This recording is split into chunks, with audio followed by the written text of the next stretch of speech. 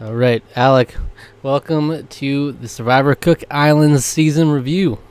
All right, time to talk about this season, man. What a season to What talk a ride! about.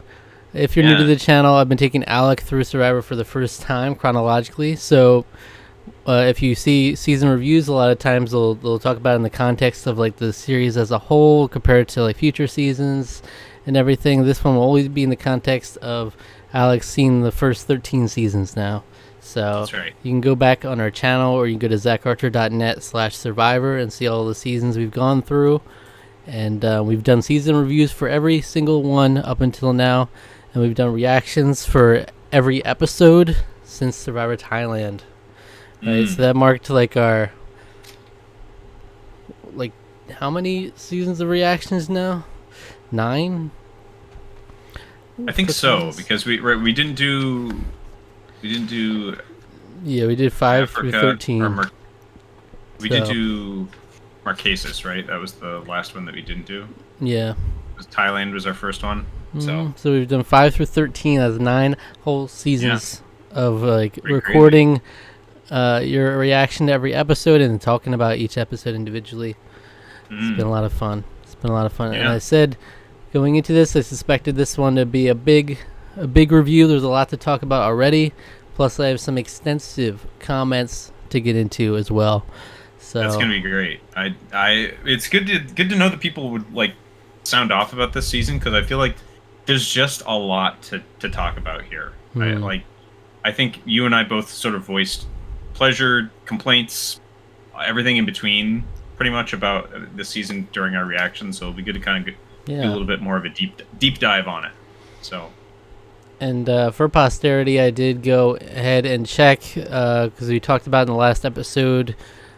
Did they see this season, or did they see Panama before they recorded this season? And the answer is yes.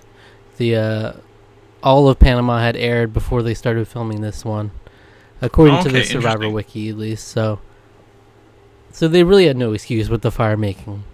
You saw the tie at Final Four and what it came down to. Right. Yeah. So the season was filmed from June to August of 2006, and then it aired from September to December of 2006. So this last one of 2006. Interesting. This is when the Wii's coming out. Yeah. Maybe. Yep, and maybe we'll see the influence on the seasons to come. Have a Nintendo Wii here in the background. One of the villagers in the when they went to explore the. It's gonna be one of the challenges. Is gonna be Wii Sports. Yeah. Wii Sports. Or that's like a reward. It's like you get a retreat. You go to this nice lodge and they have a fully equipped Wii and like 10 games for the Wii there. You can have at it. All right, and there's a whole sequence of him like swinging the Wii remote like a tennis racket. That'd be great. Great. All right, so overall, what are your general thoughts on the season? Great, if not uneven. I think that the problems that I think we had in the season, which came with a lot of the twists and a lot of the twists not feeling very fair, I think my main complaint. And the problem with them is that some of the like the earlier seasons, the twists could be kind of feel maybe a little like sort of, I don't want to say like game breaky, but it like totally changing the sort of dynamic of everything going on. You could kind of forgive it a little bit more for a lot of reasons, but like this one just felt like there was just maybe one or two too many. Like it just felt like every episode in a row is like another twist, or another something happening here that's gonna shake things up, and it's just like to the very end, the very last episode, the twist. Yeah, and it just felt like it was just a little too much to shake things up. And I suppose kudos to them for trying to keep it fresh every episode and to keep the contestants themselves on their toes. But to me, that's kind of what sort of soured it a little bit. That and it just sort of became a very rote thing towards the end. It's nice to have that underdog story actually like come to fruition like that.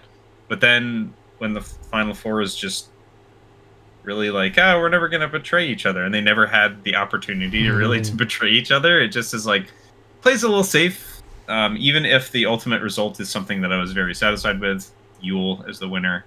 It's just I think he's a really deserving, a really solid winner, and the ultimate logician. Like it's just fun seeing someone like that win. So yeah, absolutely. And I think Yule was big for a lot of people, like growing up and especially in like the Asian community, seeing and like you know nerds everywhere can relate to his mentality, even though he's a stud. He's an absolute stud.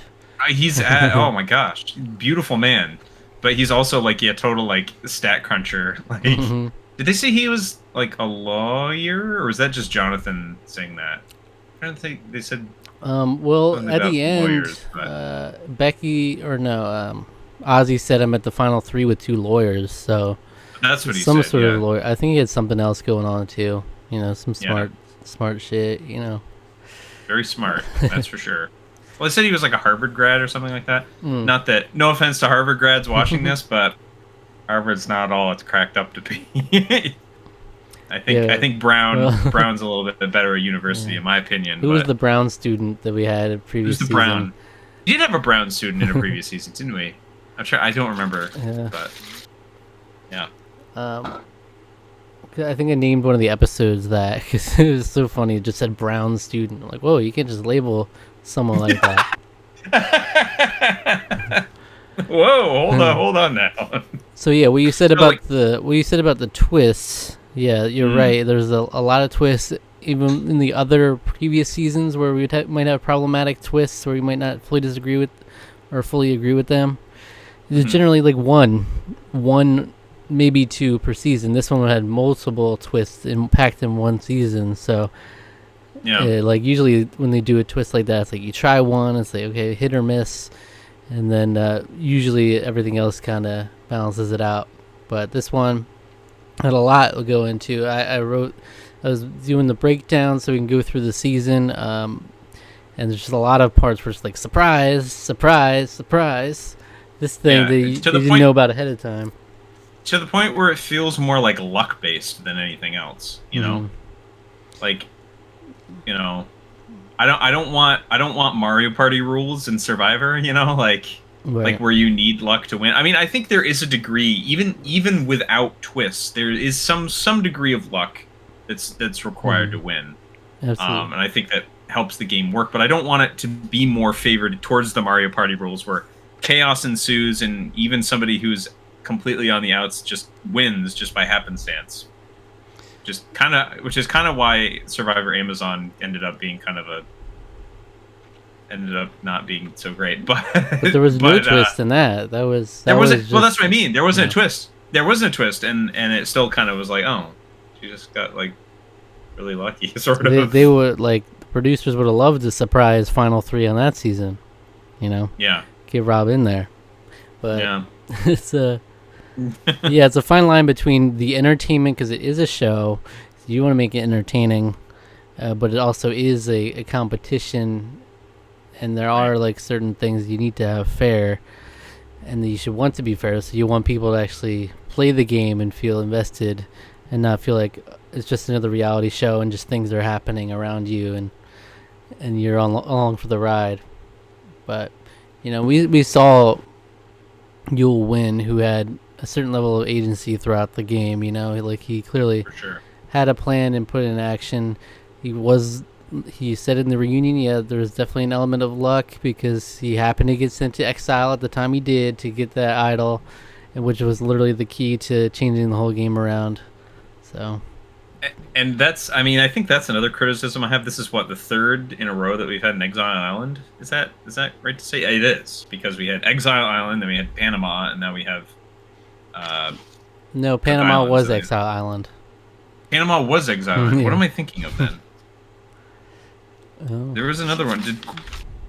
Was it just the two? Is it just these two? It Just feels like two. there was another one. We've teased that the next one will, but Okay, the next one will. I don't know. Does it feel? Maybe it's just because it's been so long since we like finished it that it felt like. Well, we're not gonna run into that issue anymore. Hopefully, now that we're gonna keep rolling along with the Survivor, hopefully we won't run into that as much. It literally feels like it's been 2 full seasons with Exile Island, or 3 full seasons with Exile Island. But, in any case, okay. But that is still a criticism that I have, is that they seem to have made the clues so obvious that it's like, to me, you have to make that as vague and obfuscated as possible. Like, make it so that there's an element of you want to go to Exile Island, maybe just for the chance to make it's getting a little easier. That would be more interesting than just being like the second person that goes finds it. Like, that's just, there's just nothing interesting about that. Yeah, I was saying at the time, we can see the clues and understand how they got there, but we can't really grasp how difficult or easy it was to get. So it's hard to even give Yule a lot of credit or lack of credit for it. It's like, would anybody have found it with the same clues as Yule? Did Yule do especially well? We have no idea. Because he's a really smart guy and is able to figure it out. But it seemed to me that they really pointed it in a, because I don't remember the exact clue, but it was something like somewhere between, it's like the main island is like fits directly between the Y of these trees. And there's only like 2 from its perspective, and there's only like 2 places on the island where they could possibly be. So he dug at both, and he found it. And I was like, that seems like it's almost giving it away, in my opinion. I want to know, at what point did they stop giving clues? Because obviously they stopped showing it, but they probably have to keep doing it just as the process. So at the end, when the last person went to exile, is there like a list of 50 clues? It's here. It's literally under this rock. It's literally here. Here's a map of the island. You are here. This is where it is. But that's kind of a lame element of exile that we've seen so far too, is that once the idol is found, all the wind's out of the sails, and it's like episode 2. And now everybody's going to exile for no reason, and it's like we do like a 20-second segment on it, and it's like, oh, I'm miserable. Other than to weaken them, yeah. But it became also the fact that it's like, okay, we're gonna send the same people to exile to minimize the opportunity for more people to get the idol. So we know the idol's between like one of these select people. So it was like, okay, we're gonna send Candace, Adam. So that's like, even the drama of it all is kind of lost really quickly. But all right, let's get into it. So first off, we got 4 tribes divided by race, and that's the big headline of the season going into it. We got Aitutaki, Manahiki, Puka Puka, and Rarotonga. But obviously everybody shortened them to Aitu, Hiki, Puka, and Raro. Yeah, I mean, we commented on how strong the premiere was, because it was really cool to see all the different backgrounds and everyone's perspective going into it. For sure, a strong start. Definitely, yeah. Like, really leaning into the idea or the element of that gimmick, like, really hard, and yeah, I mean, it was just extremely entertaining the whole time. Like, probably the strongest first episode maybe ever of Survivor. Like, it was really great. But we got a lot to get through, but I guess there's probably no better time to talk about the whole theme that we that's the big headline of the season. And there was one big comment that I had left at the time, because it wasn't necessarily spoilery, but it's like, it's better to view it after we've seen it all play out. So he left this. This is Cartoon Productions. It's QARTOON Productions. All right, he's left a couple comments in the past. They're always very nice, detailed, insightful comments. We love those. Yeah. And I told him, like, I'm going to probably save this for the review, even though it was like a comment on episode 1, I think. So he said, man, I got to say this has been the most interesting conversation so far. Not that the previous seasons haven't been interesting, but the subject matter here obviously lends itself to a bit more thought than usual. Cook Islands was always super controversial even at the time, mostly in the way it was marketed. There's a video out there of Probst doing a Mad TV skit during this time that's aged less than wonderfully. But the main good thing that came out of the season was the sudden burst in diversity it gave to the show. And I will agree, it's a lot easier to follow along with different people now that there isn't just a bunch of slightly fit white guys named John running around. John P. and John K. Our favorites. I think Yule's confessional explained pretty well how I view Cook Islands as someone who's a person of color myself. On one hand, the extra diversity was something Survivor was sorely lacking in previous runs. However, the fact that it had to be made the gimmick of the season caused this to be a bit of a tricky game to navigate for everyone involved. As mentioned before, the minorities of this cast end up becoming a representative of their respective cultures, whether they like it or not. These players are viewed firstly as the ethnicity they've been assigned. I can imagine how that must feel. I even felt it a little watching the African American tribe lose the first challenge. On the surface, of course, it didn't mean anything. It's just a game after all. But internally, I couldn't help but think. So right out the gate, the black tribe has to be the ones competing and losing to the white tribe, which isn't anybody's fault. But with the focus being on the divide, it's something that's hard to ignore. And in that same vein, imagine the hypothetical of if a white person wins this season, or imagine if that tribe makes an all-white alliance. They're technically just going on tribal lines, which anywhere else would make sense. These are not at all outcomes you want to have to deal with in a competition where you are focusing on the race being a factor. It's a byproduct of this season's theming, and I don't know how much the production team thought ahead about that. But just the possibility of these things happening alone is enough to make this season pretty controversial to a lot of people. That all being said, I don't want to take away from the good this season has done as well. It gives us good personalities and beautiful vistas. This season has a lot to offer outside of that, so I'm excited to see what you both have to say about it. Have fun. Yeah, I mean, I think we talked about that a little in our sort of reaction to and our sort of review of it. I totally appreciate that perspective. Obviously, I'm a white guy. I can only have so much of a lens of that. I can understand where that's coming from, but I don't have that lived experience, so I obviously don't necessarily know what that is exactly like personally. I just can. What is it? It's empathize, not sympathize, right? Sympathize is when you personally share the experience. Empathize is when you can understand the experience and still feel. I think I might have gotten those switched. I don't remember. I mix them up a lot. I do. Yeah, and I think that is sort of it's sort of like it's great on the one hand, but it's at the same time it's like it's kind of weird, right? To sort of have that. Like Parvati said, is this kosher? Yeah. Is this kosher? Right. Exactly. Yeah, I mean, I can imagine that it was probably pretty controversial then. I think probably, I mean, like you said, it probably can still bring up some weird discomforts now, even still. Yeah. Yeah, probably couldn't even happen now. It's Yeah, probably not.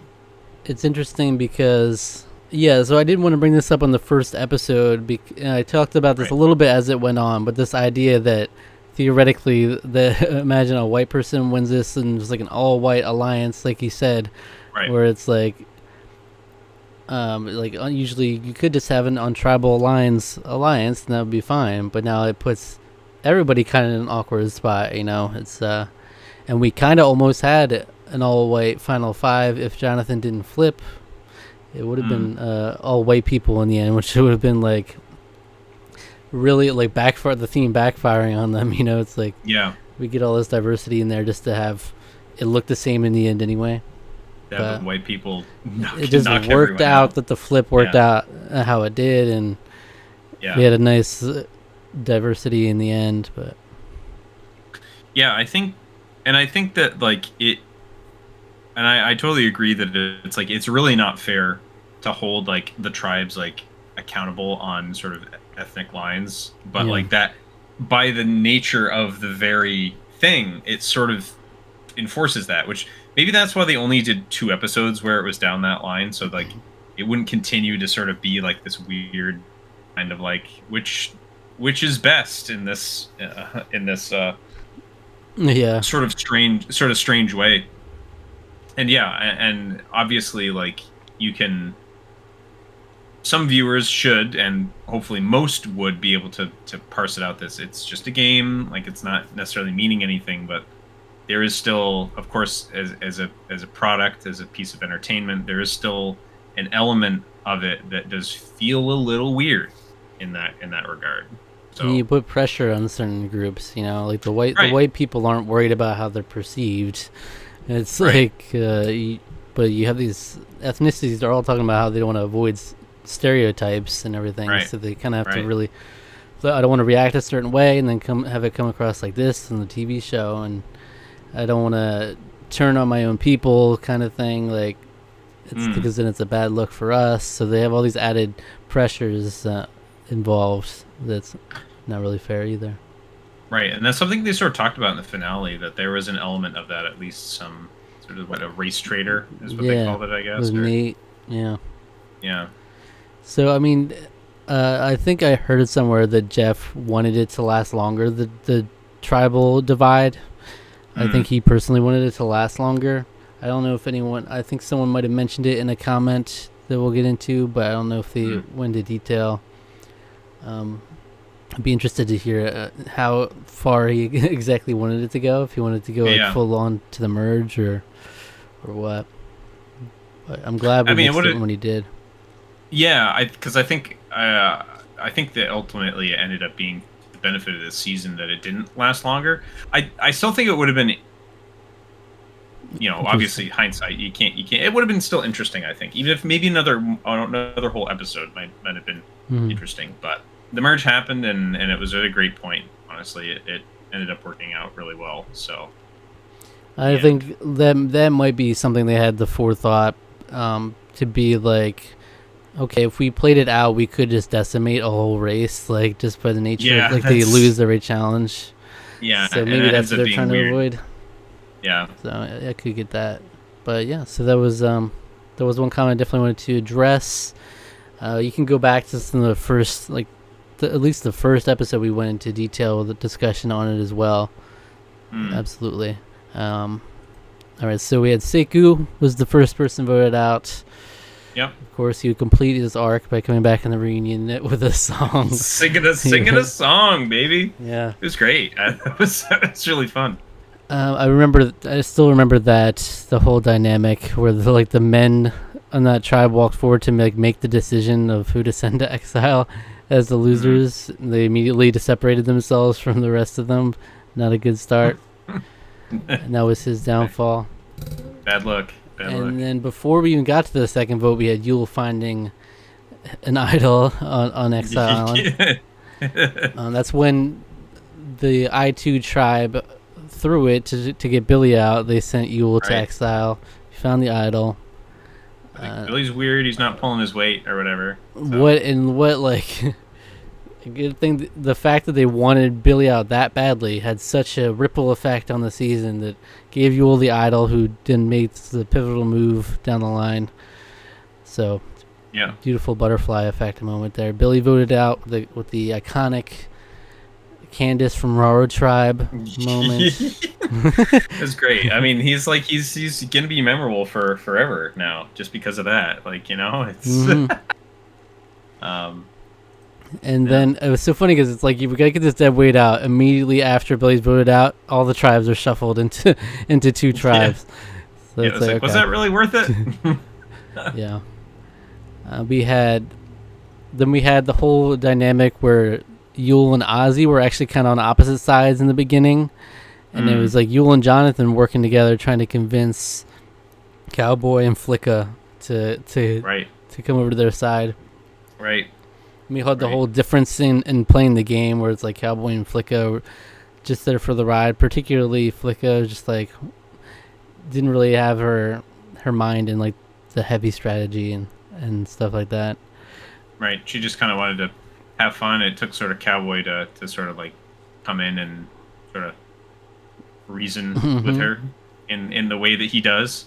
Which, by the way, we haven't talked about him yet, but he was easy standout of the season. Like, Cowboy, yeah. what a character, like, he's just strong presence. I feel like that's, and I guess we going back to just the idea, this cast is really strong, and I think pretty much everyone was memorable. I mean, there were people that were maybe like quote unquote, using Adam's quotation, boring ended up being. But That's like, right. they still felt a lot more. There was just a little bit more to everyone, I would say, especially as you get further along in the season. But, yeah, Cowboy, Nathan, you got, Adam cheesing it up all the time, Jonathan antagonizing, Yule strategizing, even like Brad, Brad just saying something and then yeah. We didn't get a lot of these. We didn't get much of though. Like Brad, I feel like we got barely anything from. We got barely anything of, but I feel like because he's adding to Nate's like the radar of being like, he said something, we got to get rid of him now.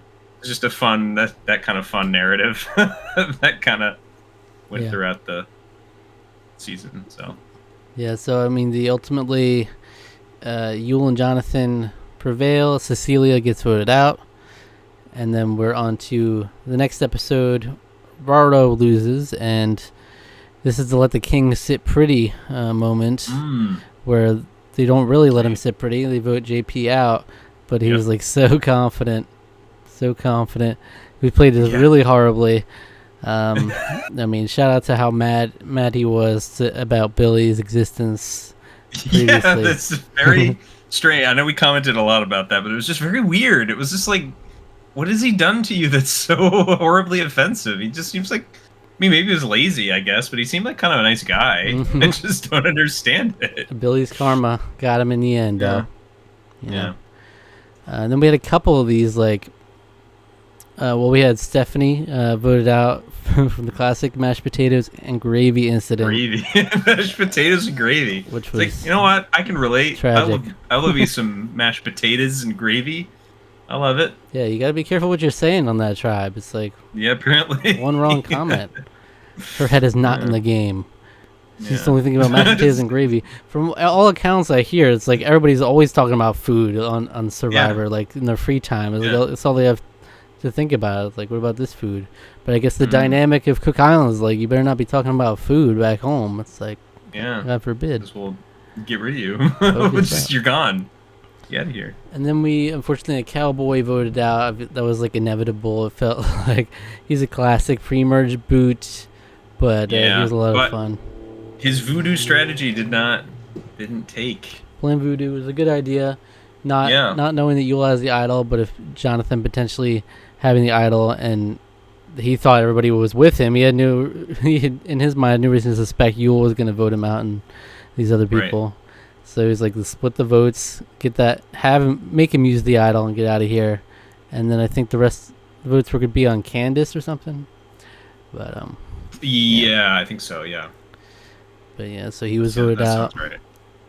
And next we had Christina voted out. If you might have forgotten, she was on the season, the cop. Oh yeah. Oh okay. She was shot. Right. She was shot famously. That was her backstory. Oh yeah, right. She talked about that. Yeah, how she got shot or whatever. Yeah. And then she was getting. Imagine that being your whole personality. I was a cop that got shot. That's your entire. I was the cop that got shot. Yeah. Well, that's kind of all we got from her. So. And then I got choked out in the challenge. That's right. And of course, we made a lot of maybe not so kind jokes about that. Yeah, that's true. But yeah. But Flicka was voted out the next episode, kind of unceremoniously. Flicka was actually a lot of fun as well as. Yeah, she was let all those chickens out. It was great. As a kind of like the hippie dippy character. She's a roller girl, right? Well, her name was Jessica. Girl. Jessica, right? Yeah. Yeah. Jeff finally called her Flicka during the reunion. He refused to while they were out there. Jessica. Then we had the first big M. This is where the big trilogy of M's starts. It's a mutiny. All right. The first ever successful mutiny we've seen, where Candace flips over the last second, and then Jonathan does a quick steps right out like an awkward step over the bag or whatever he's going over. And just like that, the numbers are 8-4. Yeah. I'm just like, wow. I too are dead to rights. But hold on to your seats. Hold up. Yeah, unprecedented. Yeah, the fact that like 8-4 and those will be the final 4. That's pretty wild. Yeah, pretty that's wild kind of that's sort of the story. That's the thing that I think is really fun about the season. In addition to everything else we've already talked about, but like the fact that they underdog it so well is really pretty great. They are the good team, and this is why like I feel like Sundra and Becky are even more put in the backseat, because it's like the other two were super essential in getting them to the end. You know, Ozzy winning those challenges to not like lose a couple members right out of the gate, and then Yule doing the maneuver he did to actually get them to the end. So it's like they were immediately the two like front runners from then on. For sure, Ozzy was just a dominant force. He was like a force to be reckoned with, as we said. Similar to Tom, where it was just like he's just in there dominating, and it's not even close most of the time. And I really think this was a horrible move from Jonathan. Candace, yes. I can see it, but Jonathan went from being like, you know, some people thought he was shady. Obviously, he was like a little too obvious with how he was super strategic about everything. But Yule had him in his like end game plans. He was like final 3 potentially, is what he envisioned. And then as soon as he flipped, and then eventually to go for another flip, like his whole reputation was in the trash. He was like dead to rights from that point on, or dead in the water.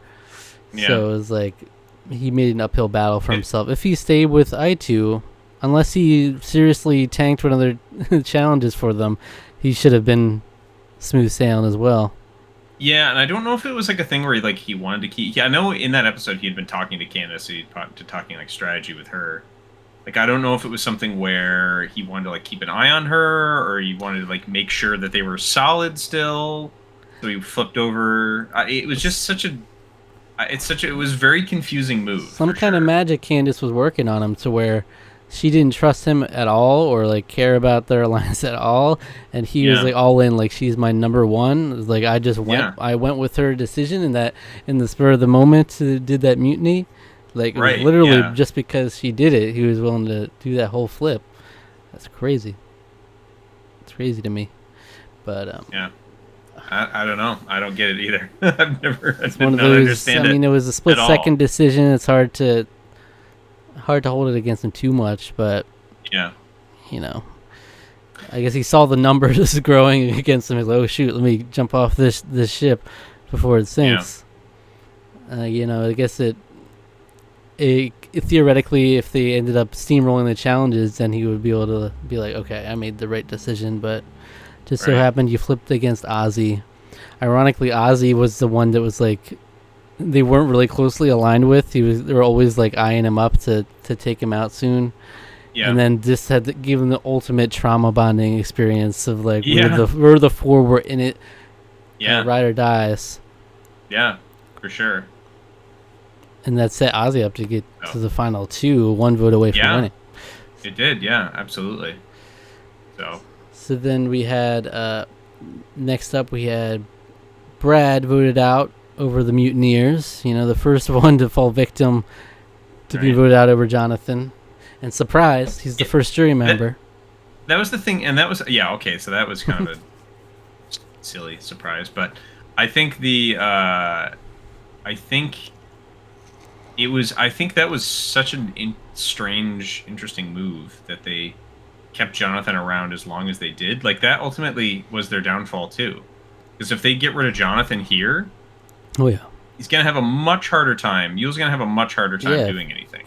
He probably wouldn't be able to flip anyone. Jenny or Brad maybe, because they were on the original tribe with him, but like Jenny's claiming in the reunion she was like, I would not have flipped. But you never know. But Jonathan's clearly the most likely by far, like big blinking neon sign above him, like willing to flip if you with the right pitch. Well, exactly. And they just really let him slip by. Not only Brad, but then next up, the surprise. Rebecca voted out over Jonathan, and then surprise, message in a bottle. It's the second big M. Jenny gets voted out over Jonathan as well. Yeah, that's pretty messed up. It's like they really thought they were being cute and voting out Jenny because it's like, I don't know, she might be worried about Candace and Adam being a thing, and we got to get her before she gets a chance to do something.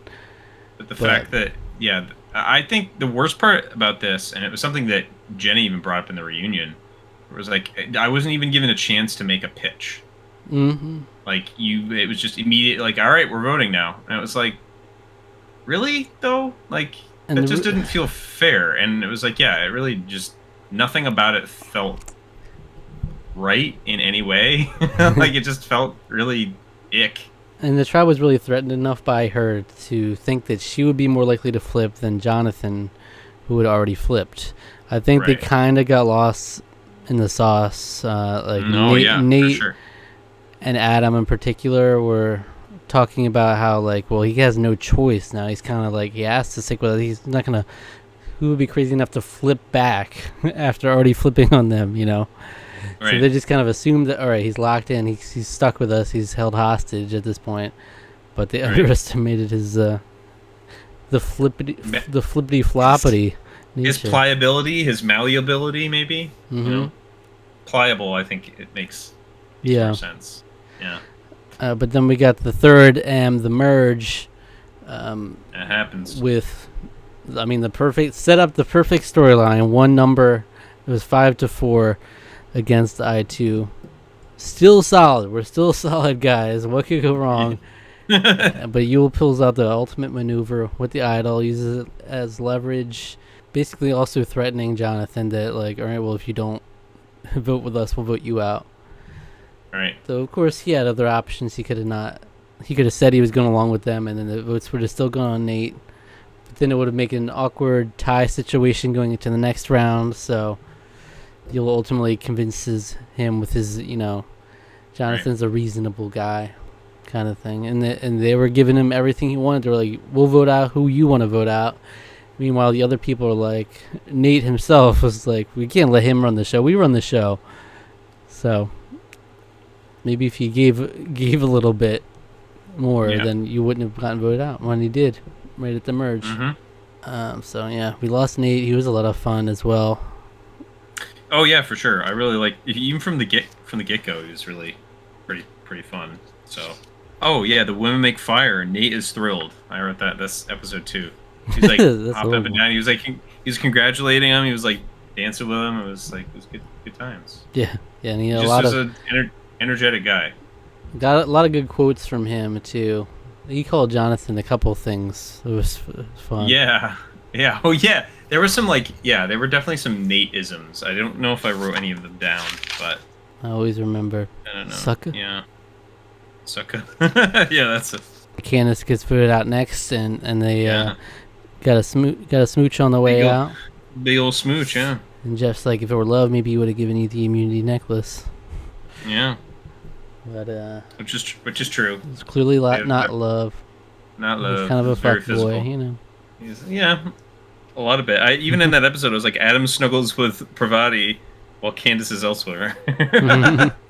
He came in and was like, more that I can share. More of me around. Mm-hmm.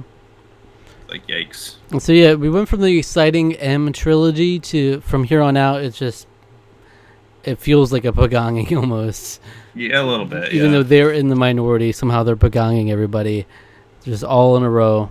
They voted Candace out. I guess they were too threatened by her challenge ability.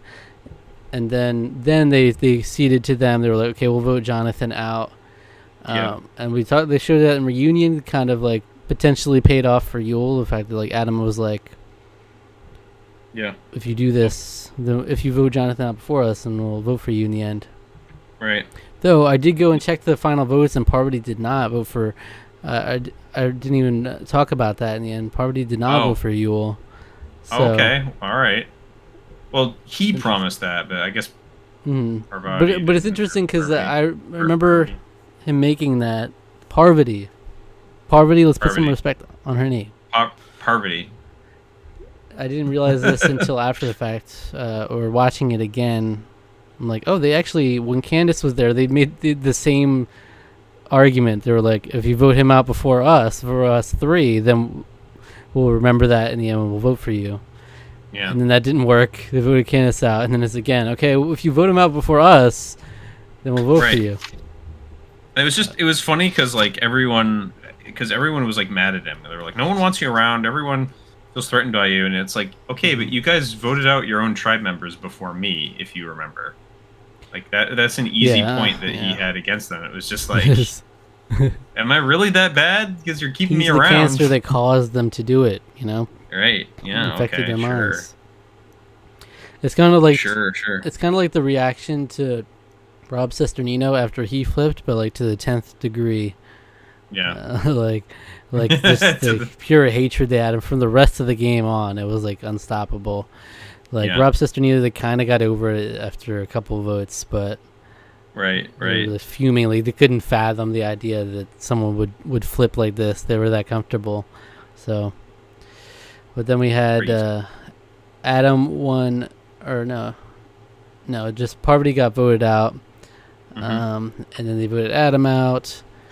You know, we had a couple fun moments, but it was kind of like, you know, we're getting them out of here one by one. I would say once Jonathan was gone, it was like, particularly that episode 2 was a little boring because like we didn't have a whole lot of Jonathan because they sent him off to Exile Island, and then it was like, right, like okay, yeah, we couldn't even have some drama leading up to him being voted out. It's like we'll remove him from the equation first. Right, exactly. And then once Adam's voted out, they go to our final immunity challenge. Surprise!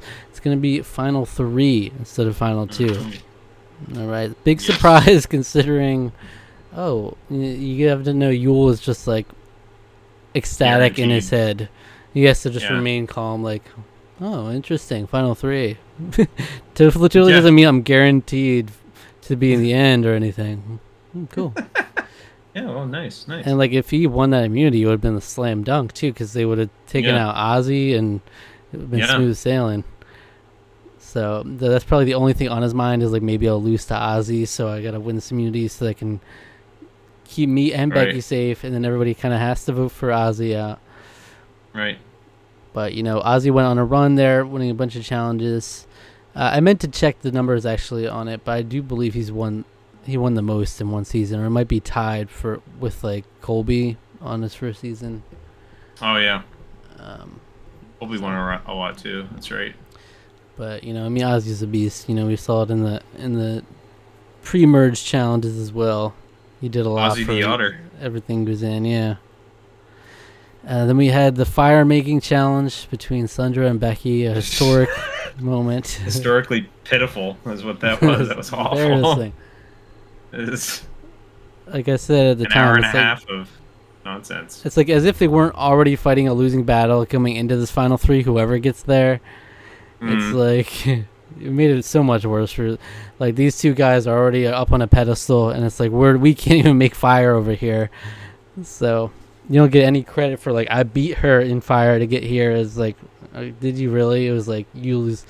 She ran out of matches, and you got it on like your last 2 matches or whatever. It's like, yeah, and they were also like, and we were also helping each other too. Like during it, they said during the reunion. Yeah, I was so like, oh just imagine the uncut version is like, here, try this, try this. Ooh, I think we should disassemble them. I think we should disassemble the things and start from scratch here. Miserable, falling asleep. Like, oof, what a worst.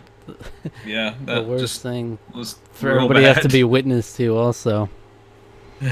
So ultimately, Yule, Ozzy, and Becky are the final 3, and it was essentially treated as the final 2 with Becky taking up a seat. And so ultimately, the votes for Yule were Sandra, Adam, Jonathan, Candace, and Brad, and the votes for Ozzy were Parvati, Nate, Jenny, and Rebecca. It's interesting. Okay. Yeah. Interesting little how Parvati voted for Ozzy, while Jonathan and Candace both voted for Yule. And it was all 1 vote difference. Like, I really want to get in their minds to see like why they voted the ways they did. Luckily, Sandra did vote for Yule. It would have been kind of tragic if Sandra voted for Ozzy, and it was like just her losing the fire making challenge to Becky put her there instead of Becky, and that could have swayed the whole thing. Yeah. But for sure. Ended up Yule winning by 1 vote. I think he's definitely deserving. And For sure.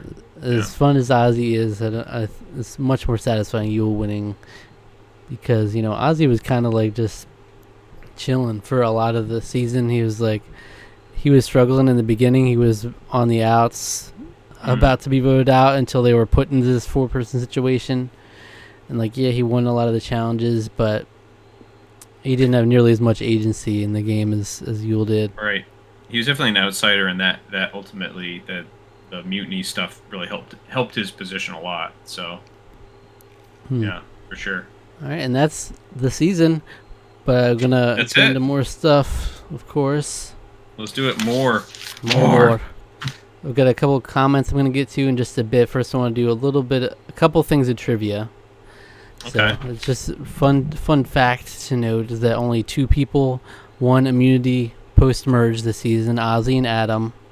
This was also true in Palau, but it's not common. It's not common by any means. No, not at all.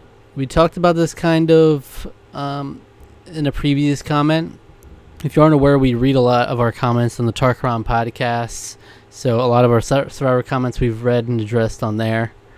Mm-hmm. But 17 out of the 20 contestants were recruited. Only 3 applied. Okay. So recruited. Okay. So that means that there was like a talent search for them? They were just like, oh, hey, you want to be on Survivor? See him at a bar or see him out in the streets doing something, That means they must have been, okay. And they didn't necessarily have previous, that was something we talked about, I think, too, is that a lot of them didn't maybe necessarily have a lot of previous knowledge about the show, Survivor or anything like that, yeah. So, some of their questionable decision-making might be because of that. Yeah. But so the 3 contestants who were not recruited, according to Survivor Wiki, I'm trusting Survivor Wiki on this, are Jenny, Stephanie, and Cowboy. That's an interesting 3. The most baffling to me is that Billy seems like the classic super fan casting role, but yeah, I don't know. It's also very possible. There's probably plenty of them that were recruited over the course of the show who also just happened to be fans of Survivor, but Cowboy is not necessarily one I would have expected to be. No, I don't know. I wonder if it was like he talking with. He runs like a salon, right? So I wonder if people put not put him up to it, but they were just like, you're obviously you should be on there. You do all kinds of you're obviously you're always free setting spirit fires here. in the back behind the nail salon. You're Yeah, I love that. Worked too. Yeah, I know, that's the craziest part. So we also had the most people voted out pre-merge, which was 11 people, because they did a nice extension on that.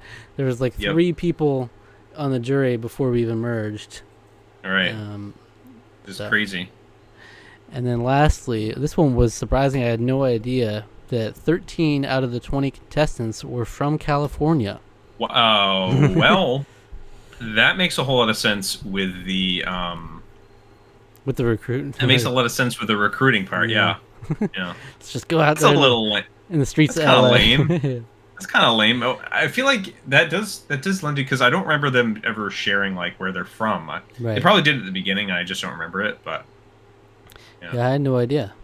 And wow, this was probably the biggest amount from one state in any season that I know of. Yeah, I know there's always a few from Texas and a couple from California. Usually there's a few New York or Pennsylvania people, but it's kind of wild that it's that many from California. Yeah. Okay, so here's a special, most unexpected comment I never in my life I would have imagined this comment. Okay. So, Billy, who was voted out second, is a comment about Billy from Billy's sister. Wait, really? Yes. Really? Yes. That's amazing. That's awesome. So just 2 meaty comments to go through. Excellent. She commented on the first 3 episodes of our reactions, so she was. That's wonderful. She even watched an episode after he was voted out. So. Yeah. Wow, how about that? All right. So this is Lauren Garcia. It was even obviously this would be outlandish for someone to make that up, but I even went on her channel. She has videos with them and whatnot. So, That's okay, awesome. Wow. Well, hey, if you're watching this, I love Billy. Like, he was a great guy. Obviously, made an embarrassing moment. Yeah. But like, there's a relatability to that I found unbelievably endearing, and also former metalhead. I'm not as into metal now, but so I can relate to that as more well. Of a steel like kind of guy, like. I'm more into steel. I'm into Steely aluminum. Aluminum. Yes. So we'll read this, and we'll talk about it. Okay. Okay. One of your Survivor Islands reviews just now showed up on my feed today for the first time. Finding your channel compelled me to go back to this video to hear what you have to say. Why, you may ask? I am none other than the sister of Survivor Cook Islands contestant Billy Garcia. My brother's experience on this show opened my eyes so much that even though I have been a massive fan from the first episode of the first season of Survivor, I've never been able to see reality TV the same way again. Even my brother beautifully explained that when it comes to reality TV shows, there's more an emphasis on the TV show aspect of it than there is on the reality. Yes, they are starving and sleeping in bug-infested dirt while live urinating rats run over the contestants' bodies as they sleep. True story, no joke. But some of the show business parts of the programs are more about making sure the viewers are so entertained that they can't turn away from the TV. It's not about casting the best players the producers think could win. It's about telling a story in a live-action situation so good that no one can stop watching. The most shocking, eye-opening thing I have heard, and there were a lot of shocking things I heard about what happened that season, was what the host told my brother over the phone when episode 2 was about to air the next day. He told my brother that winners dictate history. Upon hearing those words, I realized for the first time not only the secret to how to watch a reality TV show, but that many truths were going to be omitted from every episode simply because it doesn't tell you how the winner won. What we viewers are actually watching is not how well all the contestants did in the game, but how did 19 out of 20 contestants lose so that the one sole winner could get to the end. That information hit me so hard. To this day, I still have to remind myself of it. Why? Because so much incredible, over-the-top, shocking stuff happened during the Cook Island game within the first 6 days that was never aired simply because it had nothing to do with how the winner won. I can go on and on and tell you some of the things I heard, but then it might look like I'm writing a novel instead of a comment, and this is already super long as it is, LOL. I will tell you one of the stories omitted from Survivor Cook Islands, though. There was a major accident during the first immunity challenge of the first episode. When the Aitutaki/Spanish tribe that my brother belonged to ran up the ladder with the lit torch, the ladder began to come apart. Christina was just underneath Billy holding the flamed lit torch under him, but because the ladder puzzle undid itself, my brother had to stop. Christina didn't see it, and as a result, Billy was set on fire by mistake. What? That's amazing. I mean, it's awful. It's terrible. Yes. But yes. What? Jeff Probst saw what happened and even announced loudly that Billy was on fire. Billy is on fire! Cowboy ran over to Billy when Billy got to the top landing and snuffed the flame out. Of course, Cowboy snuffed him out. But Billy was burned. Unfortunately, those were the days that any medical help, no matter how small, constituted automatic disqualification. If Billy got the medical help, any medical help whatsoever, he would have been taken out of the game. So instead, Billy toughed it out. To this day, he still has a scar on his leg and backside from his burns, and the tattoo on his upper arm covers the other scar he has there. Billy suffered more illness in camp, but getting set on fire during an immunity challenge not only blew my mind because, one, he's my brother, I love him, and I care about him very much, but two, because why on earth would they not show that after showing what happened to Mike Scoopin? I see them air far less injuries in other seasons. Simple. That's not why the winner won. Show business. Nothing like it. Okay. That was all one big comment on episode 1. That's really interesting. Especially because, like, I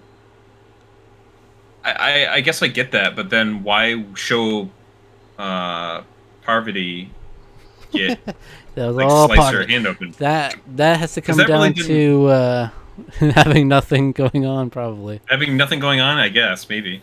I mean, like, yeah, I think we've sort of talked about how there's definitely a production to it, right? There's a lot of it they're editing to tell a story, and there's a very intentional thrust to a show. It's a TV show, so that does well, I think a lot of what she says definitely like is stuff that I think we would both kind of agree with. We don't obviously have firsthand knowledge or immediate secondhand knowledge like she does, I should say, but um, Maybe not intentionally deceptive or anything nefarious, but they definitely omit things that I don't for sure. doubt that at all. And I mean, we've Yeah. talked about this a lot. Yeah, the narrative is a lot of the times it's built around the winner. Yeah. That's why in future seasons, people, and probably in seasons we've seen as well, people do criticize like certain edits because it kind of like it's focused a lot on certain people because they're the ones that are going to be in the end game or win, so they kind of frame everything around that. But it is a story, so it's hard not to do that as well. Right. But yeah, very interesting hot scoop. I've never heard it straight from the family. But here's her comment on episode 2, which is the one where Billy was voted out. So okay, all right. Let's see. She said, "You would think that they packed the episode full, but the truth is they left so much out. I know, because I'm Billy Garcia's sister. At first, I have to point out in Survivor's defense that the editors have to put 72 hours worth of story into a less than an hour-long show. A massive feat if you really think about how difficult that is to do. There's no way to show every single thing that happened in 3 days in just a tiny few minutes. Now, with that said, Billy's difficulties with the Aitutaki tribe started the moment they jumped off the ship and onto the raft. Last episode, you intuitively talked about the Asian tribe difference in ethnicity and how their cultures all differ as well. I applaud you so much for realizing that. From my understanding, the producers didn't seem to quite get that at the time. The issues with the difference in cultures ran very true in the Hispanic tribe as well. My brother always said he lost the game the moment he told his tribe that he is a Dominican American from New York City. He knew he was in trouble when the others not only listed themselves as Mexicans with one person from South America, but they also all lived in California. My brother was always going to be the odd one out, but it didn't stop him from trying to bond with the guys. Unfortunately, the difference in culture seems to have given the boys a bad excuse to bully Billy and alienate him. They just couldn't relate to a heavy metal Caribbean Hispanic East Coaster who knew a lot about baseball and little of soccer. That was Billy's problem 1. Problem 2 was that Billy was badly sick and injured. Billy accidentally drank water that was not properly boiled. As a result, he had gotten a stomach full of parasites and was constantly throwing up all over the place. But those were the days when getting medical help of any kind whatsoever constituted disqualification no matter what. They never showed it on TV because according to the producers, winners dictate history, and therefore it has nothing to do with how the winner won. Then it's not in the episode. So Billy looking like he was being lazy was actually him being very sick and injured and trying to tough it out so that he could stay in the game. And despite Billy being very ill, he did still do work around camp, though it was in between vomiting sessions. In past post-game interviews, both the girls in Billy's tribe said their reasons for voting Billy off was because he was very ill. The boys' reasons were totally different. Hence problem 3. Billy was the only true fan of Survivor on his tribe. Our family had been watching since the first episode of the first season, and unfortunately Billy didn't keep that a secret.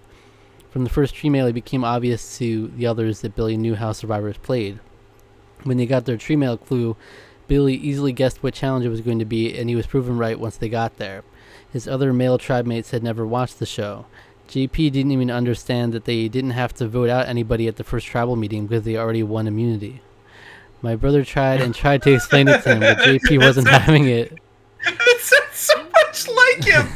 That's kind of amazing. It's like, look, I know that they play stuff up a little bit, obviously for camera, but like that's really funny that like JP is like exactly how he comes across. Absolutely. To a degree.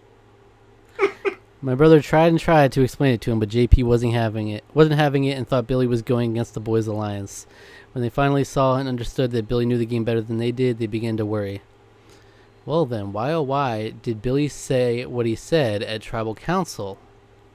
So she's talking about the Candace stuff, I think. Yeah, Simply probably. because Billy not only knew the game, but he also knew his show business. He is a musician who was a pro wrestler at that time as well. Billy said he knew all the ways to play offense in Survivor, but never knew how to play defense at that point in time. No matter how much he tried to save himself, the tribe throwing the challenge made it very obvious where things were going. So Billy decided to go out with a bang and make sure his exit was one of the most memorable ones ever, and so he did. I kind of see my brother Billy kind of like Dumbledore in a way. You may not like him, but you can't deny Billy's got style. He's LOL. Yeah, well, hey, big Potterhead's here, so that's Wow. awesome. You may There, not like him, there Minister. it is. That's You the rest of her comments. Yeah. Awesome. Wow. That's awesome. That's fantastic. Wow. Thank you for writing that. Yeah, thank you very much for for watching and enjoying and commenting. It's really interesting perspective to hear. Oh, for now, sure. do you buy that he was just show business? Do you buy it? Okay, I think there's an element of it that probably was, but like, I think it's a little bit of both, because I think he even said during the reunion that it's like he was like in a state where it's like a state of mind is like grasping for anything positive to sort of look in, which I think that fits a lot with him being really sick, him being injured. He's looking and he knows he's on the outs with his tribe, so like grasping at something positive that came out of the experience where he may have misinterpreted something that a very pretty young woman said to him. I think that makes a whole lot of sense. I think he was genuinely. It felt authentic in that reunion, like when he was talking about. Yeah, his state of mind felt like the place he was in felt sincere, and yeah, I mean, play that up for show business, sure. I don't think those are diametrically opposed. Not diametrically opposed, but maybe there's also an element of I'm a little embarrassed by I'm gonna tell my family it's show business. Yeah, right. Is that it could be some of that too. Maybe. And it's but but I mean, I'm grateful for the moment. Regardless, obviously, it's a memorable moment. Otherwise, he was voted out second, but he sticks in our mind for a reason. I'll remember him. I'll remember him till the end of my days. So that's definitely. I mean, that baffles me that you didn't get to see him burned though. Yeah, yes. Billy's on fire. He was truly burned, and Jeff saying Billy's on fire. Man, he would have even had a bigger, more memorable presence.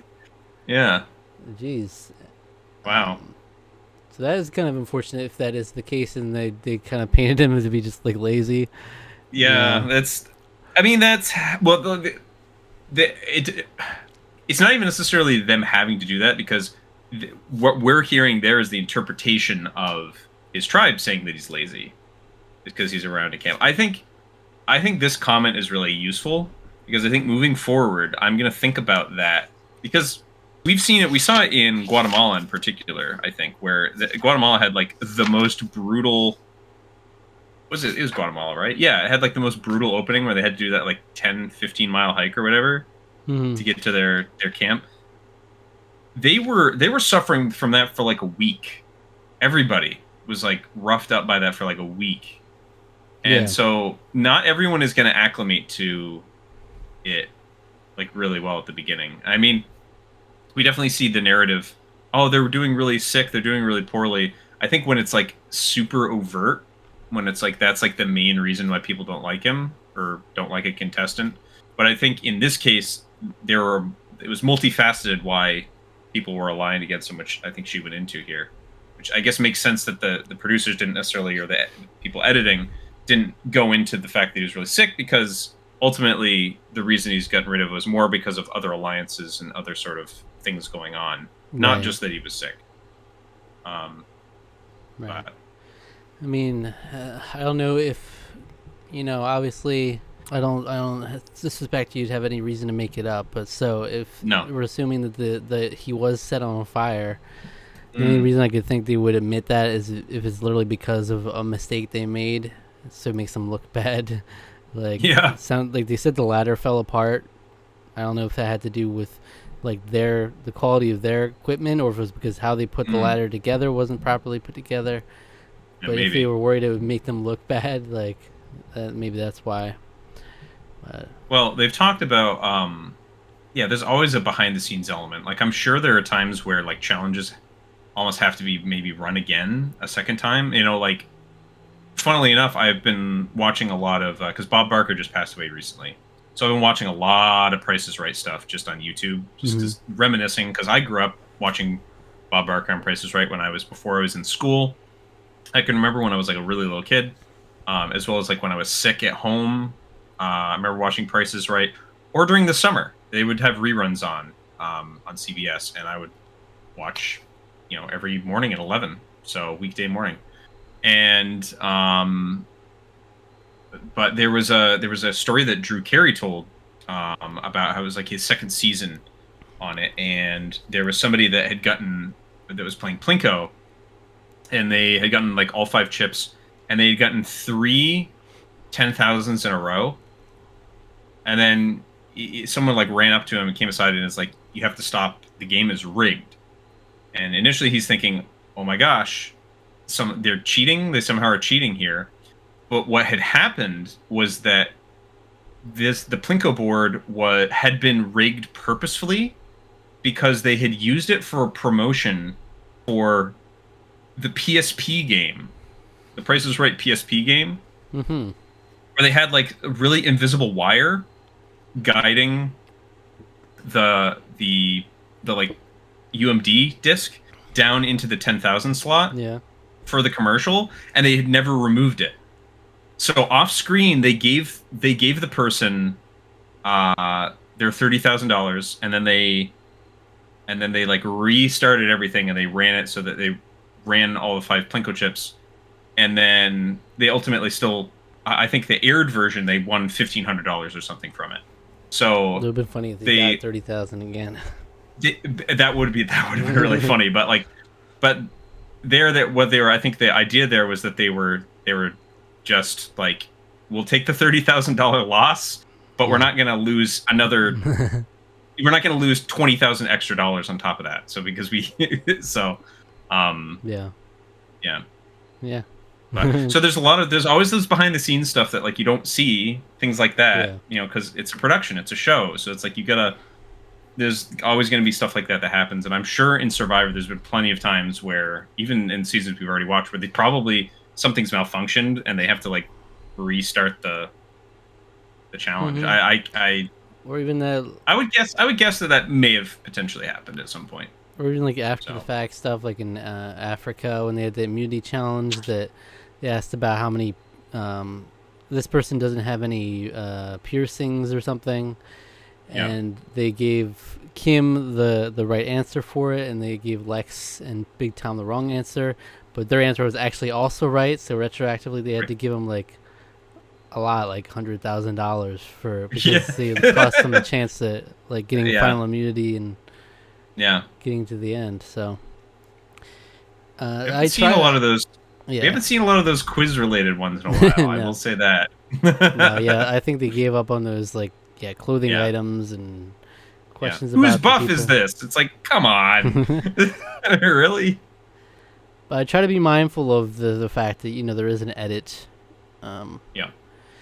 So like, as much as we might have to take certain things at face value just for the sake of understanding what's going on, I'm also always like, there could be the possibility this is kind of like fake news, because obviously they're gonna always show people considering certain options even if it's wasn't really in the realm of possibility. We see that a lot where it's like they drum up the drama for who's gonna be voted out, and it's like, okay, it was just basic, but so I'm always trying to be mindful of that and try to think, what could a different perspective be of it? What could be a different reasoning? Could something have been left out here? But, generally speaking, I feel like I have a good grasp on Survivor and knowing it's generally reliable, considering I have a lot of like supplemental material, also like interviews and other stuff that kind of adds to that knowledge. So well, doesn't Rob Cesternino has a podcast too? I'm sure you've listened to. So for sure, I listen to his podcast a lot, and other YouTube channels and interviews and stuff. So I try to be as informed about other things as possible. But so I told her the thank you for the comments. We'll definitely be reading them and addressing them on our season review. And she said, "Cool, I will try to make sure to watch it. Thanks for the reply, and congrats on the great job." Thank you very much. Thank you that was amazing. That's awesome. Like, it was the most unexpected when I got a notification for that comment. I was like, "What in the world?" That's incredible. And I don't read any of the comments ahead of time. That's all Zach's doing that. because Yeah. I've been sworn to secrecy. I can't even look at comments because people could spoil stuff in comments. So, I literally just click on the videos, like a thumbs up, and then leave. Yeah, So, like, because she did make another comment, like, comparing it or talking about a future season stuff. And so I'm not able to share that part, unfortunately. But I'll do that a lot with mm, comments. I'll take out the little stuff that's kind of spoilery. mm. But, Well, you'll have to keep a like a tab on that one though, because if whenever we get to that season, if we end up getting it, it's yeah. like season like 45 or whatever. But keep a tab on that because I'd like to go into that. She's very Absolutely. very detailed. I appreciate comments that go into that much detail. It's great. Yeah, and those were just a couple. We did her 2 huge comments. We did Cartoon Productions, nice detailed Mm, comment. And we still have 2 more detailed like questions and comments that mm, came when I made a community post. This might be the way I do it from now on. I'll do community posts asking for questions and topics we should cover for the review. And yeah, so we got 2 responses, but both of them had a bunch of different things to go into. great. So let's see. Survivor1234 says there's been rumors basically since the season aired that after the mutiny occurred, production tried to rig for I2. This includes switching challenges around as well as the bottle. There were also rumors about flat out canceling the season and paying the contestants off if the white team continued to dominate. Mario Lanza, who wrote the Funny 115, who hates this season by the way, claims he has an inside source of production who leaked him stuff. Do you believe the season was rigged, and if so, to what extent? Well, I mean, I don't know. I mean, obviously a lot of that is rumor and speculation. I think there's elements of it that I don't necessarily know if I would agree with. They feel rigged, but there's parts of it. Obviously, we've sort of talked about in previous reactions. I guess we can go into it a little bit more now as well. And you mentioned earlier in this episode that like a lot of twists oftentimes feels like production meddling. Like some of it, I can buy that there's reason for it, that they made those choices earlier in the like earlier in the during like when they were developing the idea for the season. But there's definitely ones where it feels like it's like, is that really needed? Is that really necessary? Things like the bottle. I think I would agree. That one definitely felt like Right. it just like maybe it almost feels like it was kind of come up with on the spot. A little bit. Yeah, the twists like that they're not good because either you are doing some sort of like, okay, if this thing happens, we'll give them this bottle, or if this thing happens, it'll be a different bottle. Right. Or you're doing it honestly, but you're doing it in a way where no one can truly believe it, like, sincerely because of how it's presented. So it's like twists that are more upfront, like you know about ahead of time. Obviously, they wanted the drama of reading it, the music swelling. Parvati reads the notes, and it's like, you just voted one person out. You have to vote out one more. Shocked faces. They want all that, but if you really want people to be like, okay, this is all above board, then you probably should have said before the challenge, like, the loser of this challenge will vote out 2 people. Yeah. Otherwise, but that's why I criticize the twist anyway, because if it was the most fair it can be, it's an awful idea because you would cut that 4-person tribe into 2. To 2. Yeah, that's a huge problem. Like that just immediately screws them unable to do anything. Like, and if it's not, then it's like, okay, it really feels like they're putting their hand in the scale a little too much there. But obviously the other stuff is all speculation. Mario Lanza, it's interesting. He hates the season. That's I'd like to know why. I mean, I know he's got an inside source who leaked him stuff apparently. Okay. But, so he probably can't say too much about why if that's the case. But I don't know. I don't know what stuff exactly has been leaked, how egregious it is. Yeah. Yeah, I mean, if possible, at least I know he's watched at least a couple of our things. I know he's probably not watching this per se, but I know, again, I might like to know why. Yeah, I could reach out. Yeah. All right, so, okay. Anything else would just be speculation on our parts. The only thing I will say for sure is that the final three did not seem like it was like just okay. Let's get Yule to the end because they had already extended the jury, so it seemed like they already planned to do that. Yeah. So as much as it was kind of unfair that they sprung it on them without telling them in advance, that didn't seem like considering the immunity idol was just like complete guarantee at that point. The hidden idol was a guarantee. So. All right. Next up, he said, this season has always been extremely controversial among the online fans, with maybe the most variance in fan opinion.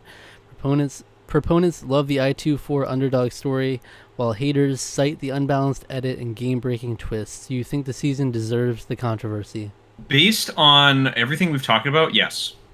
I think it 100% deserves, because there's just so much. There's so much going on in this season. There's already the premise is incites a conversation, and you add on top of that weird decisions about production. Absolutely, it deserves to be divisive. Yeah. It deserves to be considered as divisive because, by its very nature, it's doing things that will divide people's opinions for sure. So yeah, I think it deserves that reputation. Yeah. Yeah, I mean, they probably didn't want the negative controversy involved, but to a certain extent, they probably wanted it to be like headlines and a lot of discussion around all the different things they're trying. But you know, yeah. And he said this is the first 20-person cast. Sorry, Palau, you don't count. And as such, several people really doesn't. And as such, several people get basically nothing. Cecilia, Brad, Rebecca, Becky. Do you feel the increased cast size is beneficial to Survivor?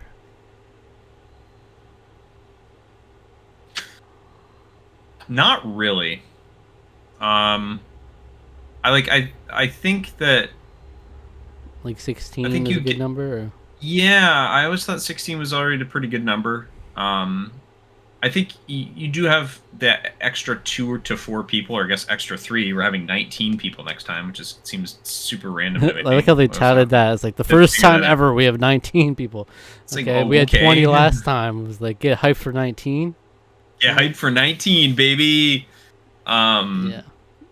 2 hidden immunity items. It's gonna be wild. 5 messages in 5 bottles. Damn, that's crazy. That's what they want a reaction to be. Basically. 5 bottles, and you have no idea where the messages are.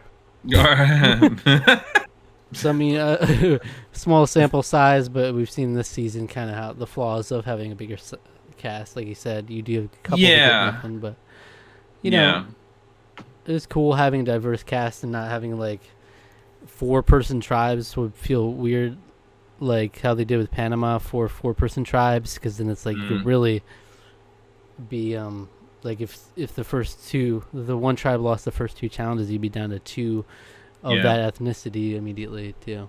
Right. So I like having more of that at least, but yeah. Like I sort of like I was saying, you do have the more people in play means you maybe have more interesting people, but like because there's more opportunity, more people, but like I mean, kind of like the point is like a lot of people sort of get put by the wayside because of it a little bit. So. And then he asked, final 2 or final 3, which is better? I think we kind of went over it. I think 2 is definitely better for a lot of reasons. When they kind of even treated the final 3 as the final 2 anyway. Yeah, exactly. Yeah. I mean, it would be interesting if the 3 people were all like different strains of like Power Broker, but you had a Hang On as one of your final 3. So, you know, it's a lot less interesting that way. And particularly because like a lot of times in final 2s, or at least the gunned for final 2, is usually a case of that where you bring someone along that you can sort of that you can win against, or at least you can trust so well that you hope that the jury looks favorably upon you over them. So yeah, I can see why they would try a final 3, because you look at the last few seasons. In Panama, Aris won pretty handedly against Danielle. In Guatemala, Danny won dominantly against Stephanie. In Palau, Tom won dominantly against Katie. Only back to like Vanuatu, there were a couple votes for Twyla, but uh, but for the past few seasons, there's been a trend of like really one-sided votes. I guess that's probably why they were like, let's try this. Let's just try it's it. like, okay, we do have a final two with a one vote difference. So that's spicy, but the third person was just kind of there. But like I said, it's very possible that we could have had a final three immunity challenge that Ozzy drops the ball right at the end. They vote him out. Yule versus Becky, clean sweep. So yeah, it would have been seven, probably. So seven maybe votes. It was the final three that saved us from that timeline in the parallel universe. Yes. Maybe 6-1. Maybe somebody would have thrown a vote her way, but. He says Yule is also a controversial winner. Fans love his strategy and political maneuvering, but haters cite his reliance on unfair twists such as the God Idol, the bottle, and a surprise final three. Do you think he's a deserving winner, or did he get lucky? Yeah, some people call it the God Idol. The fact you can use it after the votes have been placed already, and just kind of boom, I'm safe. So yeah. I still think he's very deserving. I mean, yes, he definitely coasted on the luck elements of the season, the maybe producer meddling of the season a little bit, but I still think he was just very calculating and very good at implementing key moves and strategies. I mean, like, production didn't have anything to do with him flipping Jonathan. I mean, okay, yes, the idol had something to do with that, but the idol had been decided. But the idol had been decided a long time ago, and sure, it was luck that maybe he had it, but he implemented it in a way that like previous season didn't utilize. So it was just very, very interesting to see that. So the only thing, the surprise final three I've always thought was unfair, but I also kind of give him grace on that because it seems like he was in a position to where they probably wouldn't have voted him out anyway, even if he was vulnerable at final three. But there's a lot of ifs there, because it's like if it's Yule, Ozzy, Becky, final three, Ozzy wins immunity, then what happens? Right, so right. There's definitely that possibility where he could have at least been vulnerable to see what would happen. But right. Yeah, he's definitely deserving, but there's definitely an element of luck, and the fact he acknowledges that, makes it more respectable as well. Right. But he just used every tool that they gave him to the best of his ability. Yeah, for sure. That's my. They're presenting you with it. It's not, they're presenting you with opportunities to have that luck. That's.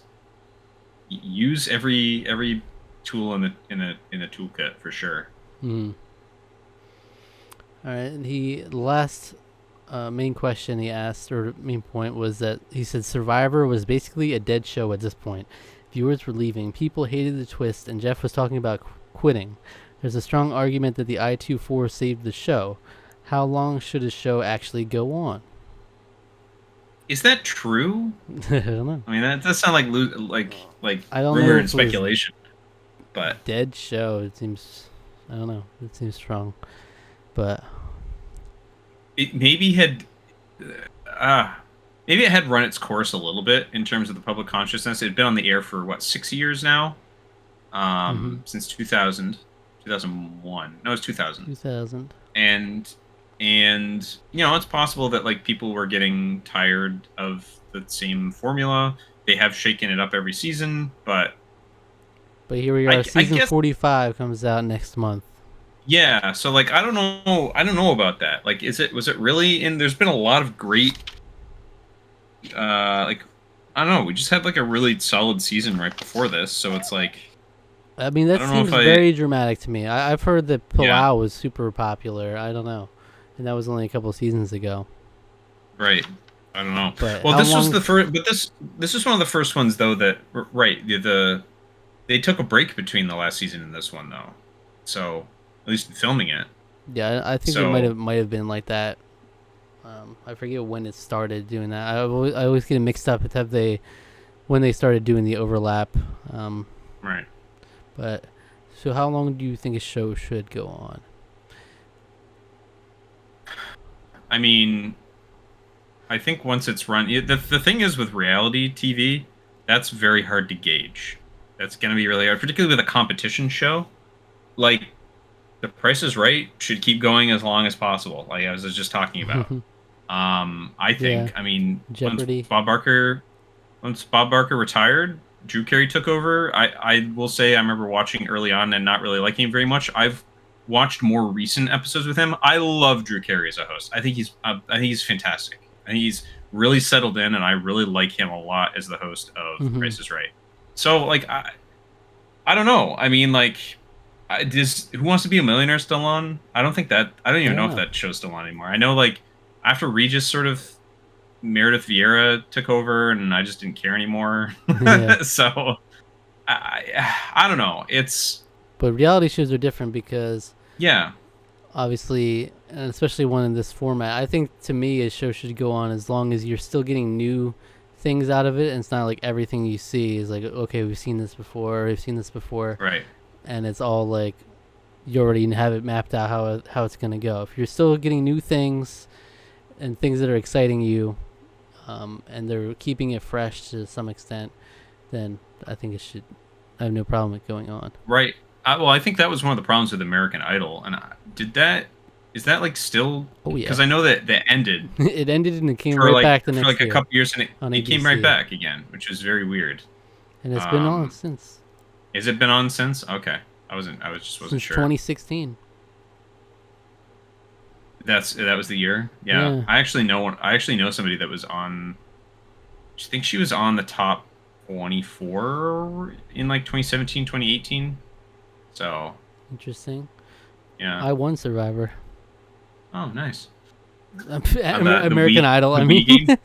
The, I won American yeah. Idol. I I, mean, wa- I won Survivor. I was I like, won "Oh, okay, Survivor. you're Unrelated. spoiling." I would love to go on um, Survivor, win, and then say you cannot watch it until we get to season 50. You don't know what yeah. will happen. I'm not going to Yeah. spoil anything for you. So No, I think yeah, I mean, well, if you go on it, obviously we would know because you just disappear off the face of the earth I'm for no, I a will month. deceive you. I will lie. I will come up with Well, the no, best lie. you would Say for I'm a gonna month. take a, You'd go. I'm gonna take a break. I'm just gonna take a break from the channel. That's I, like if Rusty I come gets back on. like emaciated and in my house I'm in a mansion and really Yeah. looking nicer. It's like Well, that's what pay I mean. That's what I no say. mind to what's happening. Well, this is the thing with Rusty too. It's like if he gets on, Yeah. we'll know. We'll know. Yeah. No spoilers. No watching. That's right. It'll be on all my social media. Like I'm on Survivor. I'm on Survivor. On Survivor 49 contestant. Yeah. So yeah, that's how long the show should go on.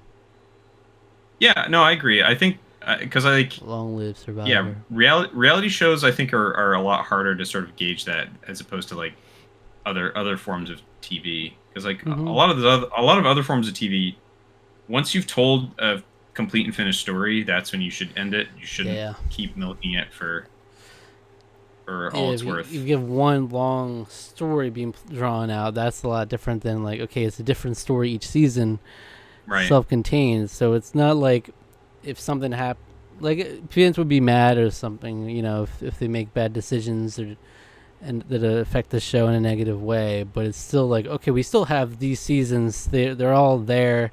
Nothing affects them retroactively. Like these are still great seasons. If it just starts getting awful, then it doesn't like tank the whole plot of the story. Right. Well, there was the thing with like Community season 4 is generally regarded as really bad, if memory serves. Season 4 is really bad, but then they sort of saved it with seasons 5 and 6 or whatever.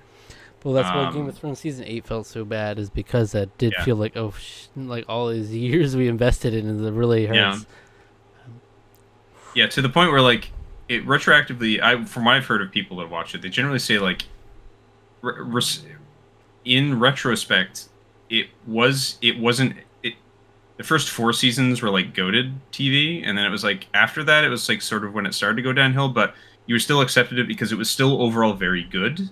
There's nitpicks started to crop up more in the last few seasons, but like it was especially season 7 and then way big in season 8 when it really tanked, and then yeah. And then public there's consciousness no going back. Yeah, it's still hasn't really ever recovered from it, which is kind of amazing. Even though House of Dragons, I've heard, is really good. It's really good. You can't. That's the thing with the scripted TV. You cannot go back. You can't just undo it. Right. Reality TV, you could make mistakes and then bounce back from it. So it's not like okay, this season sucked. You need to end the show. You know, we would have been done at season 5 if that were the case of Survivor. As long as you can continue innovating and as long as you can keep people interested in the show or something like that, I think it should keep going by all means. Yeah. So. And lastly, he said, also, just for Zach, do you have an end goal for a season to reach? Because mathematically, you'll never catch up. Would you also ever consider doing seasons out of order? So, I have certain seasons that I'm like, we definitely need to get them. I will not settle for less. And there's no time soon, like, before we pass those, necessarily. Mm-hmm. But, you know, theoretically, I don't... I guess that's a goal, but it's not an end goal. It's as long as we're enjoying it, you know, keep going. But as long as the channel is still up. That's my thing too. Is like as long as I'm still having fun doing this, I want to keep doing it. Like that was kind of the point of us doing this at all. Really, is just we wanted to keep. For those of you who don't know our history, is that we had a video game podcast. We had 2 separate video game podcasts, then we merged them. But we've always just like. And that's what inspired us to watch Survivor, because we merged. Because we merged. We did merge. That's kind of wild. The fact that our own history has a weird we dropped thing with that. Our proverbial buffs. Yeah, that was yeah, so and we just wanted to do something because we hadn't done that in a long time. We talked about it for forever. And then we're like, why don't we do stuff with Survivor, since I was just getting into it through Zach, and then we can still talk about the other things in movies and TV and video games and all the other stuff that we love talking about, and merge those together, more Survivor stuff, and we just keep doing it till it's not fun anymore. I think that for content creation, I think that should be your end goal. Yeah. You don't want to see no offense to the Game Grumps. I love them or loved them, but like don't keep doing things when you clearly aren't interested in doing them anymore. They've been doing it for almost over 10 years, and it's very clear that they don't really care that much about it anymore. And that's sad. You don't want to get to the point where it's sad, and go out on a high. Mm-hmm. You know, that's why using more video game examples, that's why Gerard the Completionist has always said, like, when I'm not having fun with it anymore, when I'm not getting as much out of it, you will know, and I'll make it very clear, because my last 2 episodes will be Final Fantasy VI and Donkey Kong Country 2, the 2 of the most important games that I've ever played in my life. Because I don't want to go out when I'm not enjoying this anymore. I want to go out and 2 things that I love more than anything. Right. So it's like, have a goal, and set. We're not going to do it anymore unless we're, if we're not having fun with it. So, sky's the limit till then. Yeah, I have personal goals, but yeah, I think there's like certain things I really would like to do that I could see us growing more and more and doing bigger, better things. And I always have these pie in the sky dreams of like we could go and be able to do other things. I've always wanted to be able to show you Big Brother also. Oh yeah, that would be a lot harder to do. There's so much more episodes of that, right? But look, give us a studio, get in the studio, and we'll make it happen. We'll have all the time in the world. Make it our job, baby. That's my dream. That's my dream right there. And when that would be interesting. Like, there's other shows, and like there's a lot more to get into, I think, and this is just talking about the Survivor side of things. We have a whole other realm of videos we do also. So In terms of how, or would we ever consider doing seasons out of order? No, I think the ship has sailed.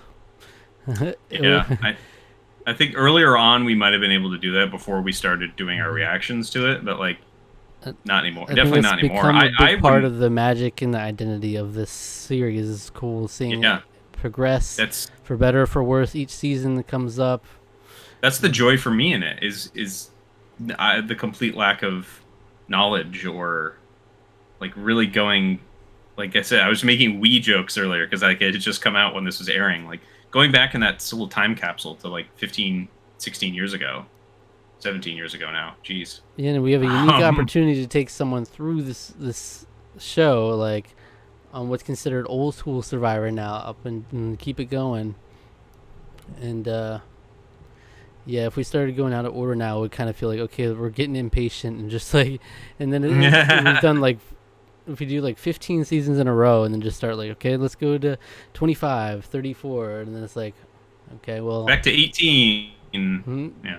then it's like, okay, well, you lost the plot a little bit there. Yeah. But, so you might have certain seasons you're really looking forward to that are like far down the line. It's like you want us to get to them sooner than later, but, just stick it out with us. You don't have to watch every season if you don't want to. You might have a season that comes up and it's like, I'm really not looking forward to this one. But we started this channel, our reactions were built on the back of Survivor Thailand. Wow, that's The rough. sky's the That's limit. rough in retrospect, really. Right, and thank you to Survivor1234 for the comment. Last Yeah, of the thanks comments, still a bunch of questions from this man, the legend, Chase Ferrier, is in the building. Was the racial tribe divisions a good idea, or did the show risk too much bad publicity with it? And should the tribal divisions stay longer like Jeff wanted them to? It's a risky decision for sure. I think we already sort of talked about that a little bit. I think we have the added benefit of complete hindsight and like the yes. full where we are now. So right. It's hard to say it was too risky when it clearly wasn't. It didn't backfire too much. Yeah.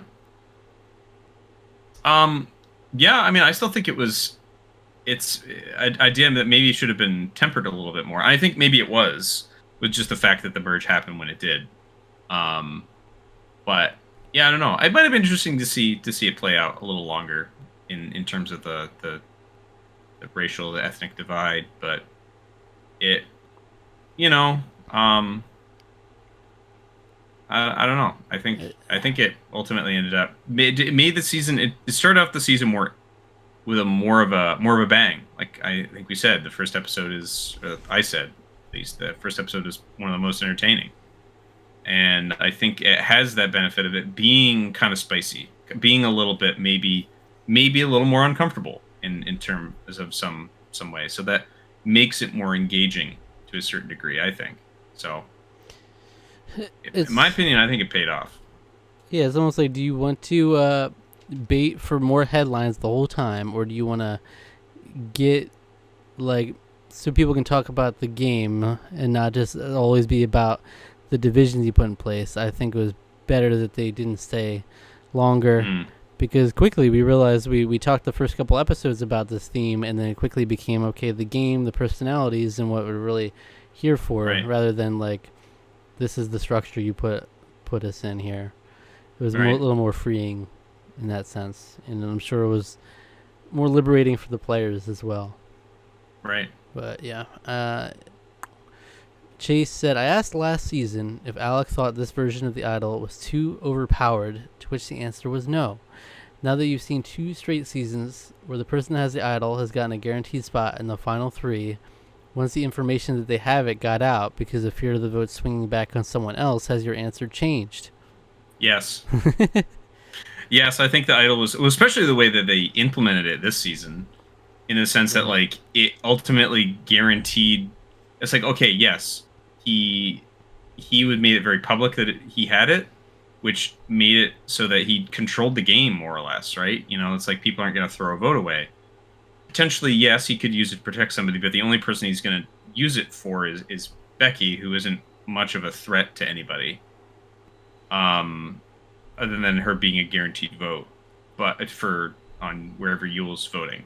But the fact that it does end up like guaranteeing him a final 3 spot is just sort of like, ugh, it just feels weird. I really don't.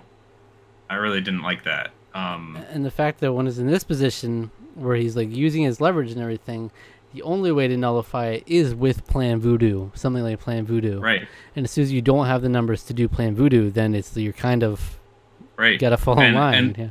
Right, and that's why Adam's suggestion to spice it up, like vote against him, like that is. We didn't talk about it so much here, but like that was actually like, if he could have convinced somebody to do that, that would have been way more interesting of a finale. It would have been way spicier. If the players were more self-interested and less trauma-bonded in this particular instance, it could have worked on another season for sure. Yeah, I think so. So, yeah. Definitely is too powerful. Yeah. But now we're getting 2 next season, so we'll have to see what's going on with that. Yeah. What's happening with that nonsense? Jeez. Does exile need to evolve to warrant an existence? Yes. Yes. A lot of half-baked ideas. It seems they need to marinate some more. Yeah, I mean, I like exile a lot in concept. I think it does feel like it's in its beta testing phase with these last 2 seasons. Like they're trying to push the updates in, but it's like it's not quite going the way you would expect, maybe. But people are like, oh, well, these same people keep going to exile. What's going on here? Yeah, right. Same people keep going. The person gets the idol like really early on, and then everybody else is just going for no reason. Right. Yeah. So it does feel like it needs to evolve, huh? I almost feel like there could be like a caveat where it's like the same person can't go to exile more than once in a row, like almost like a challenge thing. It's like that implementing a rule like that might. I don't know if that's too much of a rule or something like that, but I don't know. Yeah, there could be something like that for sure. Yeah. Because then it becomes easy. If you send one person to exile, next time you're not going to send a different person to exile. You're going to send the same person because you reduce like the options of who could have the idol. Right. Like, okay, if someone has the idol, it can only be this one person or this 2 people or whatever. Right. But if you had them like have to choose different people, it'd be better. Probably. All right. How does the season play out if only Candace mutinies and Jonathan stays with I2? It might have been pretty similar. The only thing that I could say is that I don't know. It might have been a fairly similar end result, but Jonathan would have been more of a target, an initial target, I think, for both tribes, whereas he somehow was able to stick around. Like his mutiny was able to be sort of.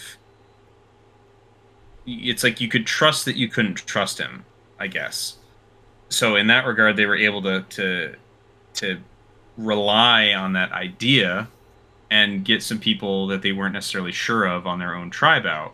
But if he wasn't there, the same people probably may potentially have still been voted out. And then, who's to say? I think he's going to stick with Yule because Candace didn't jump ship. You have Yule might not play the idol out though, in the sense that he's not going to flaunt it. So that could maybe change things a little bit in terms of, because I don't know if the challenges go the same way, then they might just have the numbers outright. I2 might have the numbers, and they wouldn't need the swing. True. That's also, of course, assuming the message in a bottle was the same way, like right, which we talked about already. Yeah. And theoretically, Jonathan could be involved in a challenge and somehow make them lose. Maybe, I don't know. Yeah, but maybe. Yeah. But theoretically, then they would all be bonded in a similar way. Right. Jonathan in the mix, and Ozzy was already kind of below him on the totem pole at that point. You'll have him in plans to be towards the end, just not at the very, very end, because he could win immunity. So it might have been more in Jonathan's favor had he stuck around. Well, it definitely would have been more in his Definitely favor if he better. stuck around. Yeah. Still Yeah. think Yule was at the core there, and if Oh yeah, Ozzy kept winning immunities, then maybe Jonathan would have been more of a target. Yeah. taken out Yeah. as a result. But who knows? Who knows? And then he asked, "What was the dumbest reason that Raro gave to vote someone out in the pre-merge?" So what we got? Mashed potatoes and gravy. It's pretty We got dumb. Brad saying it would be every man for himself come the merge. There's also added level of that being dumb because they voted him out over Jonathan. Yes. There's Yes. also Rebecca into Jenny because Jenny could potentially flip on them even though Jonathan was there. So that's another added level of being dumb. Yeah. Boy, I don't know. I think I'm gonna say Brad, and I think simply for the fact that like, why are you voting for him over Jonathan? He seems so loyal. Yeah. He seemed like true blue. Like I don't understand why you would go for him over Jonathan, the guy that you just saw betray his own team, and you can't trust him anyway. Mm-hmm. It's like, yeah. It's like I don't know. He made a comment. It's every man for himself when we get to the merge, but like, didn't Jonathan kind of show in his actions that he already views it as every man for himself? Yeah. He merged. Yeah. He flipped on his tribe for his own well-being. I don't know. Yeah. Yeah. I don't know. It's very confusing. Mashed potatoes and gravy is obviously silly, but yeah, it is silly. They had a little more room to be silly at that point because it's like, okay, it was going to be her or another less strong individual anyway. It wasn't really that. Right. Is Jonathan a villain or just a misunderstood strategist? I think I would say misunderstood strategy. I mean, the fact that he betrayed people back and forth again, like, kind of paints him as a villain. But I think it's more he made a split-second decision that sort of forced him into the villain spot because he had to just scramble to get further and further. As he put it, is if I don't go with them, I'm a complete bastard. But if I go and flip over them, then I'm a complete bastard. Yeah, I mean, it's like he sort of like, I would say he sort of fumbled himself into the accidental villain role, quote unquote. But I think he's just a misunderstood strategist. I think I agreed with what he said during the reunion special. He was antagonistic. He was antagonistic towards people, but like he was trying to play the game. He wasn't coming in like Johnny Fairplay, easily a villain. In the beginning, especially, he was just clearly a strategist, not villain. And then when he made those flips, he was like villain by virtue of that. So yeah, I agree. A couple things. Supposedly, production was getting tired of making the show and made the race tribes to purposely sabotage the show and lose sponsors, which actually did happen. Most notably, Coke. Really interesting. There's a lot. Well, Coke does have a very big diversity push. Like even at this period of time, Coke has always been very outspoken about like what diversity. We put diversity in there. What do you not want it to be a gimmick? Come on. Apparently, and they also probably didn't like the idea of race war, quote unquote. Right. So, I need some receipts. These people are throwing out allegations left and right. It is true. Is production getting tired of making the show? Did people hate the show? Was it a dead show? Were they rigging the show? What's going on here? Give me the receipts. A lot. There's this. Okay, so here's another interesting just thought. Because of all of the controversy surrounding the season, does it not make sense that there would be more rumors about this season than other ones too? For sure. I'm hearing a man got caught on fire. A man got caught on fire. Billy Garcia got set on fire. This is just ridiculous. Everybody give me some sources. Come on, we'll cross-reference this and figure something out. Yeah. As someone else has mentioned, there are accusations the season was rigged so Final Four wouldn't be all white people. I personally don't believe this and think the accusations take away from the brilliance of Yule's game and the risks that Jonathan made in his. I think that's a fair point too. I think everybody's just trying to take Yule down, and that's the fact. That's a fact. That's just fact. That's just fact. I'm saying it right now. That's just a fact. That is a fact. Yeah. You can't take it away from me. Yeah. Yeah, we've spoken on that for sure. Mm-hmm. Yule was involved in a Facebook scandal where he helped them steal people's information. I did hear about this, but Really? he worked for Facebook at a time where they were coming under fire for something. Oh, okay. Selling information or something like that? Something or like that. I Okay. really have to look up. I meant to actually look that up, the specifics on it. But I do remember hearing that at the time. Like he was in Facebook. I mean, he's not there anymore. I'm pretty sure. I forget where he's at now. But yeah, he was working for Facebook during during the scandalous time. But I stand with Yule, no matter what he does. I stand with you. Well, maybe not. Maybe not. No matter what he does. No matter what. Let's be a little careful about that. He said Jonathan and Yule are good friends to this day. That's true. I've heard that. I believe that. Yeah. That's good. And Yeah. Jonathan was in an episode of Seinfeld and Arrested Development.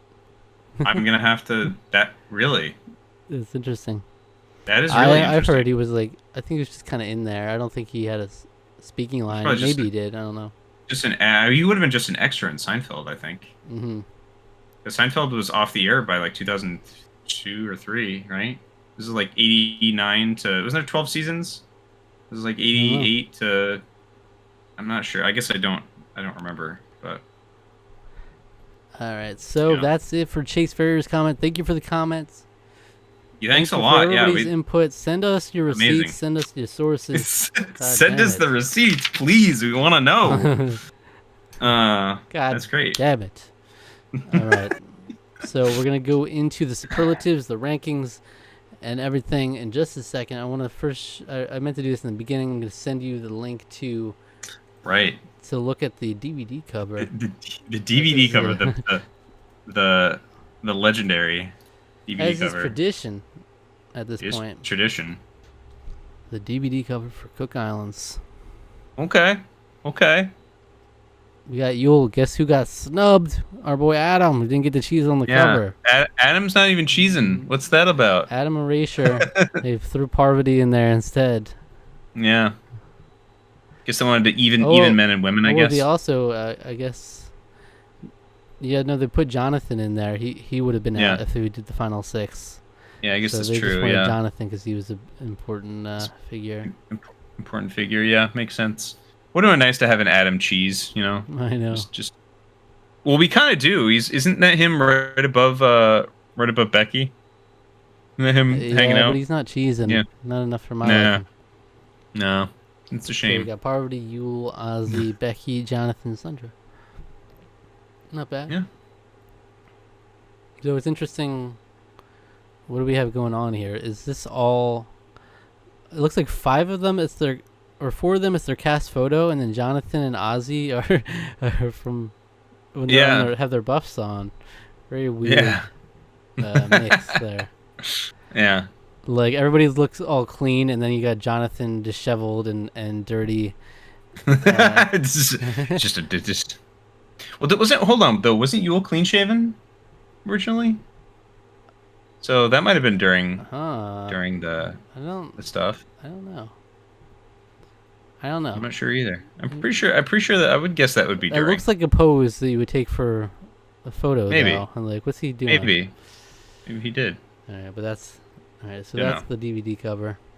Okay, that's fun. This one. All right. So what we're gonna do now is a thing called Survivor Superlatives, where we're gonna give a couple awards. We're gonna rank the seasons, rank the winners, and also a new segment since we did your top 10 Survivor players from season 1 through 12. We said we're gonna update it at each season review.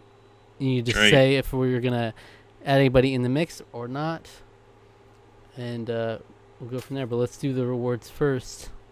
Okay, let's go for it. So first, I do want to mention the MVP awards. All season long, we've been tabulating. You've been awarding MVP for every episode, and the person with the most MVPs will be the MVP of the season. And the person with the most MVP is two people. It's Ozzy and Yule. Oh, hey, that makes a lot of sense. How fitting. They both had 3 MVPs, and then there was a 3-way tie for runners-up with 2 MVPs apiece. We have Cowboy, Jonathan, and Parvati. So, interesting. Parvati's in there, probably because she's really very pretty, and I had a little bit of a crush on Absolutely. her. So, yeah. Absolutely. All right, so next up, who would you award your pre-jury gem award? Cowboy. Pre-jury gem. Yeah. Absolutely. We had a lot. I mean, honestly, I really like Billy a lot too, but like Cowboy was just he was a wild card. Yeah. So That's definitely he got that by a mile. Yeah. Do you remember what the best intro shot was? I think I gave it to Cowboy as well. Of him yes. coming in low with the fire there. So yeah. 2 awards for Cowboy. Yeah. You know, they specifically picked their intro shot, so well deserved by Cowboy. Mm-hmm. He was right there in the editing floor. And who would you give the cutie of the season to? So Becky, Candace, and Parvati. All very attractive women. It's hard to say.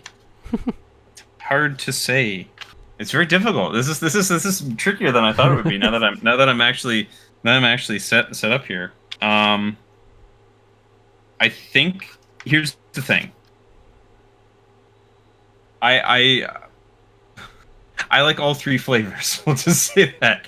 But I'm gonna go with Becky, and the reason why is because thinking about it, Candace has some similarities with my ex, just in terms of how she looks, and Parvati has a lot of similarities with how my ex's sister looked.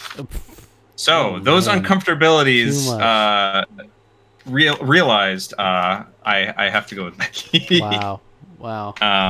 Yeah, but all 3 very beautiful women. Wow. Agree. Also, Becky. Yeah. That's crazy. Candace Woodcock. Yeah, that's. Yeah, I think we both were like, oh no.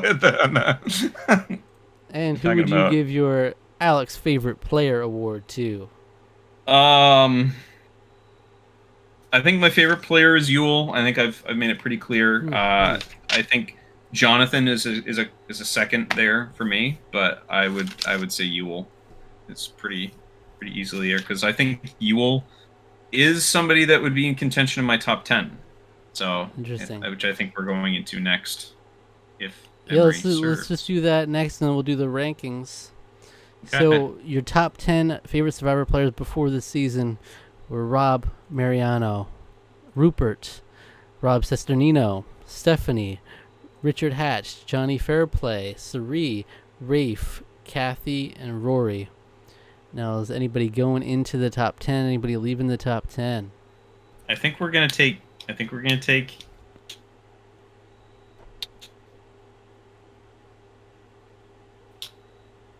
As much as I love him, I think we're gonna take Rafe out, and I think we're gonna put Yule in there. You can take Rafe out, who is previously number 8. Are you taking him out all entirely, or are you bumping them down? Am I? And taking. Do I want to? Because I don't want to bump Rory out. That's the thing. I love Rory. I think we're gonna bump. I think we are gonna bump Rory off. I think we're gonna bump Rory off. I think Yule's gonna go. Rafe, Kathy. Yeah, I think so. Anybody else getting in the fray? I don't think so.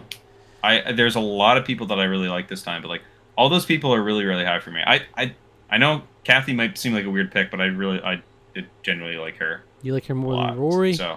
You like her more than Jonathan Penner? Ozzy? Oh, man.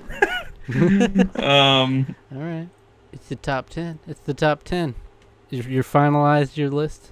I think so. I think we'll stick with that for now.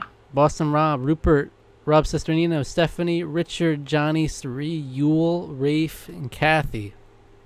Absolutely. Yeah. Absolutely. I love Yule. I think he would I would agree. He would be in my top 10 as well. Mm. Absolutely.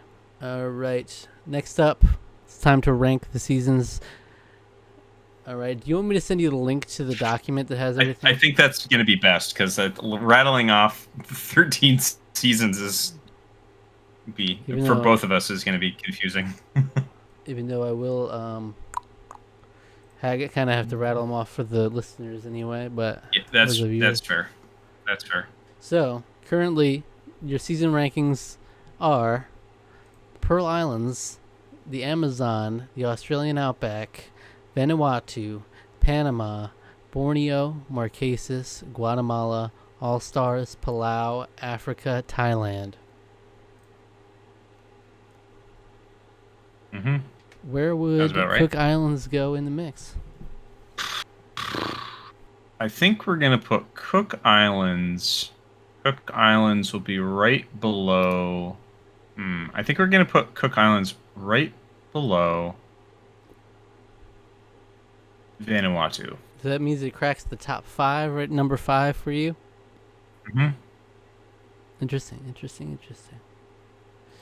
Maybe. I'll think about that. Think about it. My rankings were Pearl Islands, Vanuatu, the Amazon, Borneo, Panama, Marquesas, the Australian Outback, All Stars, Africa, Palau, Guatemala, Thailand. It's very interesting. Vanuatu up here is a hot take. For some folks, I think it is, but it is a good season. I mean, I think we both are very entertained by it. I would put it at number 6, right below Panama. Yeah, I think I just love Suri too much, and it's a little less twisty. I put Panama above it for that. Like, Cook Islands, entertainment-wise, is super high. It just knocks down a couple pegs for a little too much. I actually think I'm exactly inclined to agree with you. Thinking about, because Cook Islands took the idea of Panama and in some ways improved it. In a lot of other ways, constant twists, doesn't really quite work. So I think I'm actually going to do the exact same thing. I think I'm going to put it down at below just below Panama. Okay. All right, there you have it. We both have it at number 5. Our top 5s are a little different, though. Your top 5 is Pearl Islands, Amazon, Australian Outback, Vanuatu, and Panama. Mine is Pearl Islands, Vanuatu, the Amazon, Borneo, and Panama. Mm-hmm. All excellent. The top half is excellent, at the very least. Very sure. Very, very true. All right, next up for the winner rankings. Your rankings were Richard, Brian, Tom, Chris, Sandra, Vesepia, Tina, Aris, Ethan, Danny, Amber, and Jenna. Where does Yule go in the mix? I think Yule's going to go... This is going to go, I think... Dare I say it? Number 2, I think. 14. I think I'm... number 2, I think I'm going to put him right above Brian, right below Richard Hatch. Wow. I think he is amazing. I think he did a fantastic job. He did the social game. He had a lot of excellent deduction skill. Used all of the tools in his toolkit. Mm-hmm. I don't really have a whole lot of complaints with the game that he played, and yeah, I don't know. I think he's great because I'm looking at this list and I'm like, Brian was able to do a lot of work with the people that he had. Like, it was basically just, it happened to be, I mean, you could say this for any winner, but he had just the right mixture of people that he was able to sort of play with. Yule was always had an upper hand with the idol, but it still felt like he was on his back feet, and he still was able to come forward and win ultimately. Mm-hmm. So interesting, very good. My rankings were Richard, Tom, Brian, Chris, Tina, Sandra, Vesepia, Aris, Ethan, Danny, Amber, Jenna. We both share that bottom 5. You do, yes. I agree that Yule's excellent. It's hard to fault him for a lot. However, I do put him below Tom. Okay. Because Tom dicked down the competition. He really did, though. He really did. No idol needed, just all man. And that is why I put him just above. Now, what's going to give for someone to get above Richard?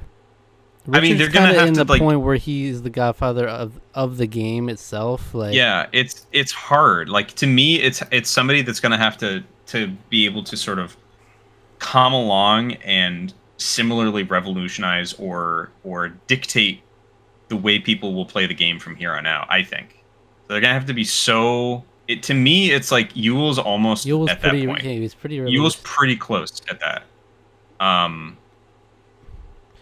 So because Richard it's tough because Richard, he played against people that didn't know what they were doing. Right. But the game wouldn't be what it is without him. Right. Likely, like if the other, if Kelly won over him, we would probably be playing a different game. But you know, it's hard to compare that to people who are playing now against people who know the game and know how to navigate it better. Right. And have seen now over 10 variations of that play out. It's hard to really compare. Yeah. Yeah, for sure. He's the best when we haven't seen, like, it's hard. It's really hard. He created and his performance in All Stars was, less than stellar. So right, he rubbed everyone the wrong way. Yeah, for a lot of different reasons, it was less than stellar. Yeah. He really dropped the ball on that one. Well, so it's hard. I think over time maybe we'd be more comfortable bringing him down. Like you could argue him being below a few of these people already. Yeah. Just by the nature of the game that he played, it's hard. Right. But there you have it. All right, we both have. Yeah. You have him top 2. I have him top 3 as the winner. Very satisfying winner. I mean, no doubt about it. For sure. I mean, the most satisfying we've had in a while. Actually, if you look at our list. If you look at the bottom people. Yeah, they're all like the most recent seasons. Aris is bottom 5. Danny's bottom 5. Yeah. Tom was up there, but Tom was up there. Yeah. So the past couple were low. But that's it. A mega-sized, detailed season review. Boom. Some great comments, some great questions. Yeah, surprising comments. Garcia. That's amazing. It's amazing. But on to the next. All right. The season review is always the closing a chapter for us, and of course we'll always reference back on the beloved moments of the season. But we're on to Fiji. We're on to Fiji next. So come back in a week. It'll be the premiere of Survivor Fiji. Yeah. We're just rolling right into it now. Let's do it. Yeah, previously we were doing breaks where we would do season of Black Mirror before the next season, but we're like, let's keep it rolling. Yeah. More fun on the way. All right. So check us out there. If you enjoyed the video, subscribe to the channel. Like the video. If you enjoyed it, leave a comment. And if you do, we'll be sure to read it on the next episode of the Tarqaron podcast. All right. Click the link in the description for our social media so you know when anything new is posted. Hit the notification bells so you know when anything is posted. And in the meantime, what video should our viewers watch next? Go check out one of our Tarqaron All-Stars, our Survivor simulations. Go check out one of those. Those are fun. Yeah. Yeah, those are like we do Brant Steele's Survivor Simulation using characters from all the things we've reviewed on the channel, and chaos ensues. Yeah, it's always extremely entertaining and funny. And I laugh a lot during them. It's a nice little crossover between our Survivor content and our other content as well. So even if you don't watch other stuff, you'll be able to enjoy it as a Survivor fan and vice versa. So yeah. Thank you. That was Cook Island, baby. It was great. Right now.